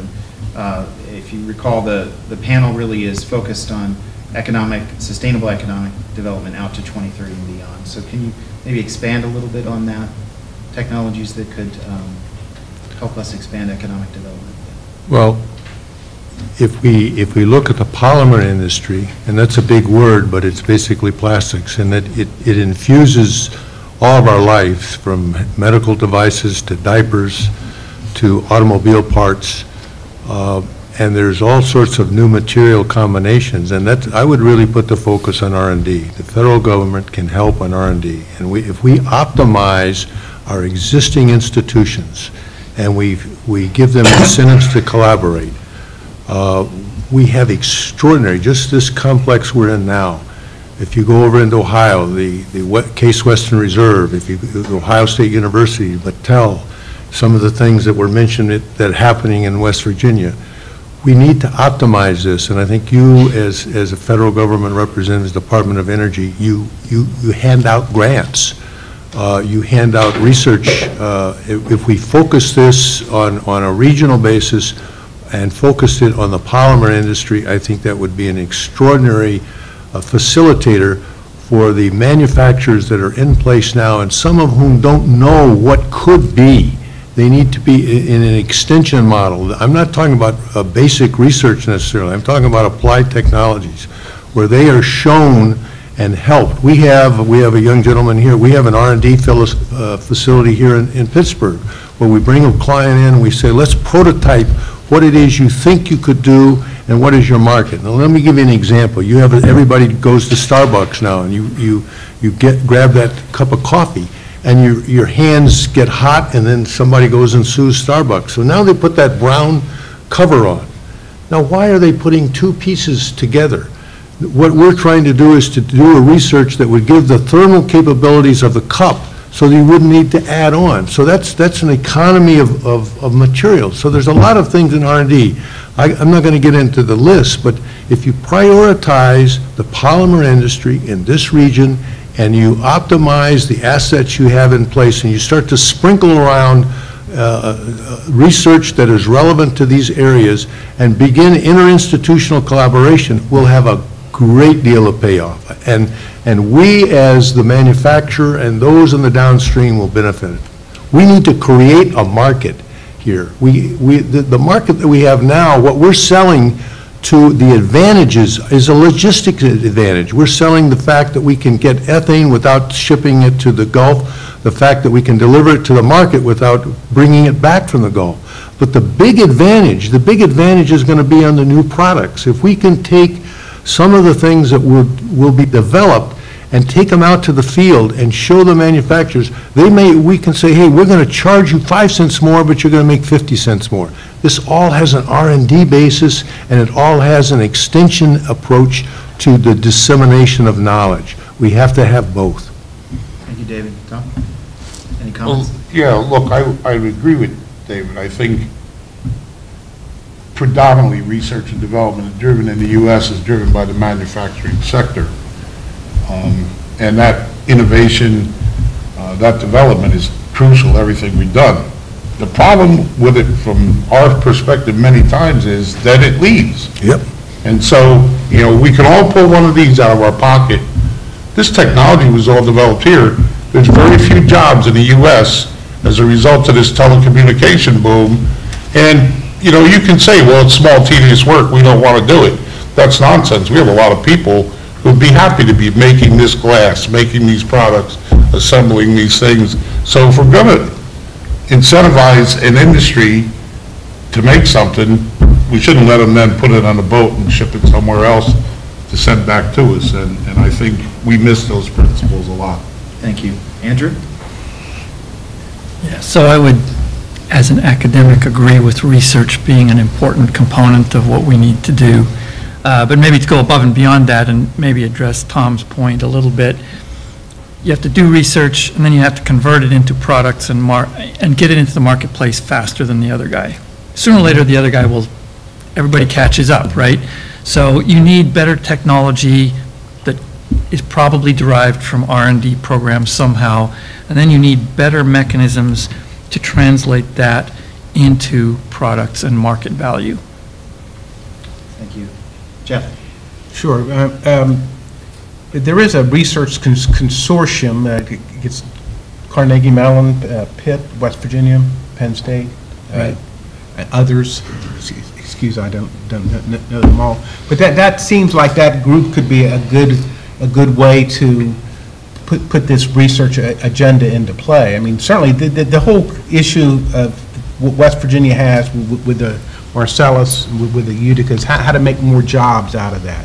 If a stepping stone, and it sounds like it could be, if a stepping stone to those jobs is in more research associated with the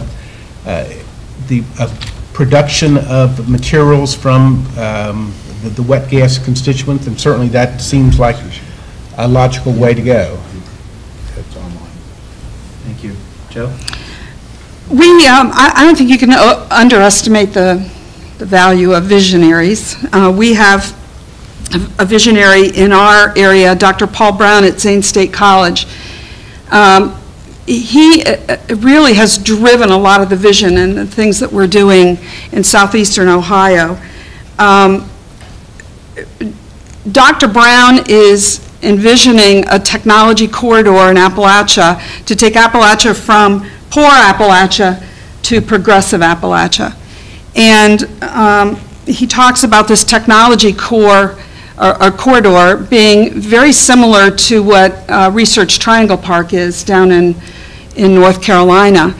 And so his vision really kind of inspires a lot of us to look at some innovative ways to get people involved in the industry.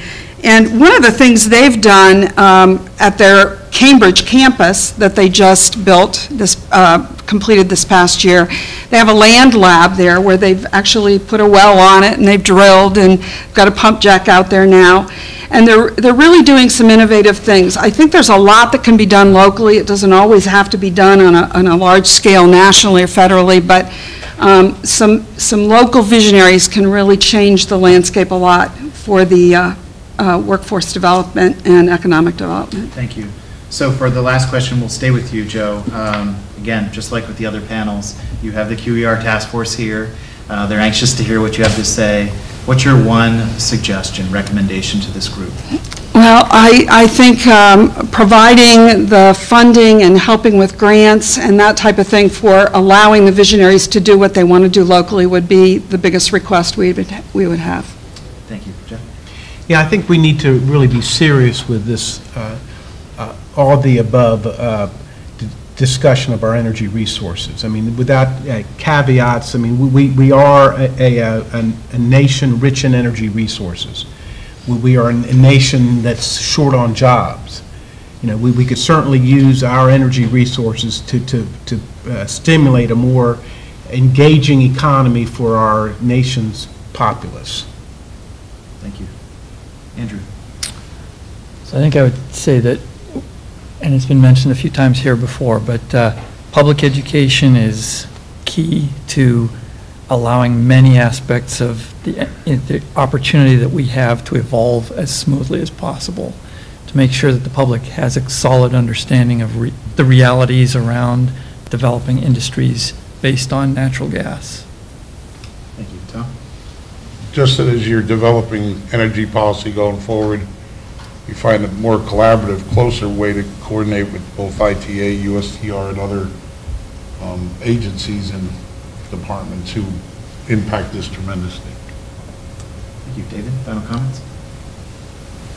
Focus on R&D opportunities in the ethane value chain to create a cluster of economic development in this region. Very succinct. Thank you. So with that, please join me in thanking this panel. Okay, so joining me up here are the representatives from the QER task force. We have Dr. Karen Wayland. Kate Marks will be joining us shortly, Matt McGovern, and John Richards. And they're very anxious to hear what you have to say. Paul Clemencia? Paul, your 5 minutes. Well, I think you heard from me this morning already, because I got a question this morning for 5 minutes. But I just want to reiterate that since the topic here is in natural gas development and the infrastructure involved with natural gas, the pricing in the natural gas market should be driving a lot of this. And I think, unfortunately, the natural gas pricing needs some kind of control mechanism in place. For those of you who are unfamiliar with natural gas, in the past, the control was basically done by the Texas Railroad Commission. The Texas Railroad Commission put in place well spacing requirements and prorationing agreements on major natural gas fields, and those regulations were adopted by other states, and they worked fine for traditional natural gas fields. But in a shale gas field where you have horizontal drilling, not so much. There's no prorationing, no acreage development restrictions, nothing to put any kind of control. You have no surplus capacity. So what you end up with is wild swings in natural gas prices. And I think it would be helpful to review what has happened before in the natural gas industry, to look at the way pricing was controlled so that we didn't go through these wild swings in pricing, which really doesn't help anyone. It really doesn't help the customers over the long haul. It doesn't help the producers. It's a really frustrating experience. And I just want to add one last thing. I have personal experience on this. I helped bring up some big natural gas fields in southern Louisiana at one point. We were the last of the fixed price take or pay contracts, and the minute we got I worked night and day for weeks. And as soon as we brought the plants up and we put the gas into the pipeline, it was Texas Eastern, the big pipe that goes up to New York City. They basically said, look, we can't pay the price. It was $10 per million BTUs. This was in 1980. They immediately turned around and they said, hey, you want the company? They threw the keys across the desk. And they said, no, we don't want a regulated pipeline company. And so the price went to $3. And you just get these swings where you go from one extreme to the other. And it's been, anybody who's been in industry for the last 40 years has watched these swings up and down. And you just end up with a great deal of loss. And somehow, if you're going to continue doing Marcellus shale development, you've got to settle out these price swings. Okay, that's my comment. Thank you. Next is Leela Murthy. I am Leelavati Murthy. I'm a professor of biology at Community College of Allegheny County in Monroeville. I teach environmental science to freshmen and sophomore students. And our young students are very disturbed about our energy policies. They feel that the government is not doing enough to prevent global warming and melting of glaciers and loss in biodiversity. And our young people insist that education brings about reforms, just as education on HIV and AIDS has reduced the incidence of HIV.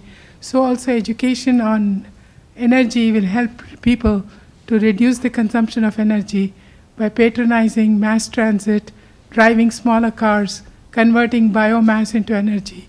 These are the things that the legislatures need to take into consideration. And also I would like to bring the point that David mentioned in this recent panel meeting about R&D. We need to increase the enrollment of students in STEM-related subjects. America has always been the leader in innovation and will continue to do so only if we bring more students into STEM-related subjects. And sadly enough, the number of students enrolling in STEM-related subjects is decreasing, and we are getting students from foreign countries, that is fine, like China and India, filling up the STEM-related jobs. So we need to increase research funding for scholarships and for grants. We have some, but we need to increase that so as to attract students in STEM-related subjects. Thank you. Thank you. Next, we have Daniel Sleeton.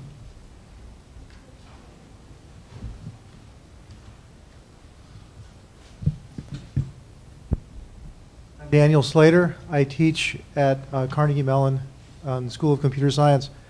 I guess I don't really know the context of this. I talked to Kate earlier, and so I just kind of noticed the complete lack of any discussion of the issue of climate change and the issue of leaving it in the ground. And President Obama has stated explicitly that we have to leave.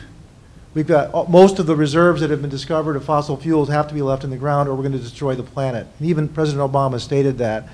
So when I read the agenda for this meeting, and again, maybe I'm out of context because I don't know the big picture of all of these different meetings you're going to have and so on, and maybe climate change is going to be addressed, but I just found it odd that that wasn't even on the agenda at all. And in this particular panel, the one that just ended, it said that, well, we're talking about 2030 and beyond. Well, we've got to get a plan in place to stop using the fossil fuels we have in the ground by 2030, and yet the panel, all of whom have left, I think, this is a bit kind of irrelevant to talk about it at this point since they're not even here anymore, but you know, the plan should be to figure out, well, what's the plan for this, for using this stuff, and for not using it, okay? So I just don't understand how we can talk about fossil fuels like this without having that be the foundation. That's the elephant in the room here, is that we got to leave most of this in the ground, okay, and figure out other ways of supplying the energy needs for this country. So that's my comment. Thank you. Okay, with that, let me turn it over to Dr. Wayland. Thank you. I want to thank Carnegie Mellon for hosting us. This is we always are surprised by the quality of the venues that we find with it, sort of taking them sight unseen, and this has been quite wonderful. So thank you very much. As people have mentioned, as the Secretary mentioned this morning, The stakeholder input is a vital part of the work that we're doing in the Quadrennial Energy Review. In fact, the presidential memorandum that directed the Secretary to lead this effort actually spends quite a bit of time talking about the importance of the stakeholder engagement piece. We will be doing 16 to 17 of these meetings around the country. You can find all the information about those meetings, past and present, at www.energy.gov/QER. I want to note that not only are the panelists' comments to us very important, but this public comment period is also very important. To that end, you'll see that we continue to have a court reporter here who's been taking notes, and that will become part of the public record. So all of your comments today will not only be used by our analysts and by our policymakers, but also will become part of the public record, so the public is aware of who we're listening to when we're going around the country learning about your views on energy policy and infrastructure. So I want to thank you again. I'd like to also thank the Department of Energy staff and energetic staff for helping to put together this meeting. And with that, I think we'll conclude. Our meeting is adjourned. Thank you.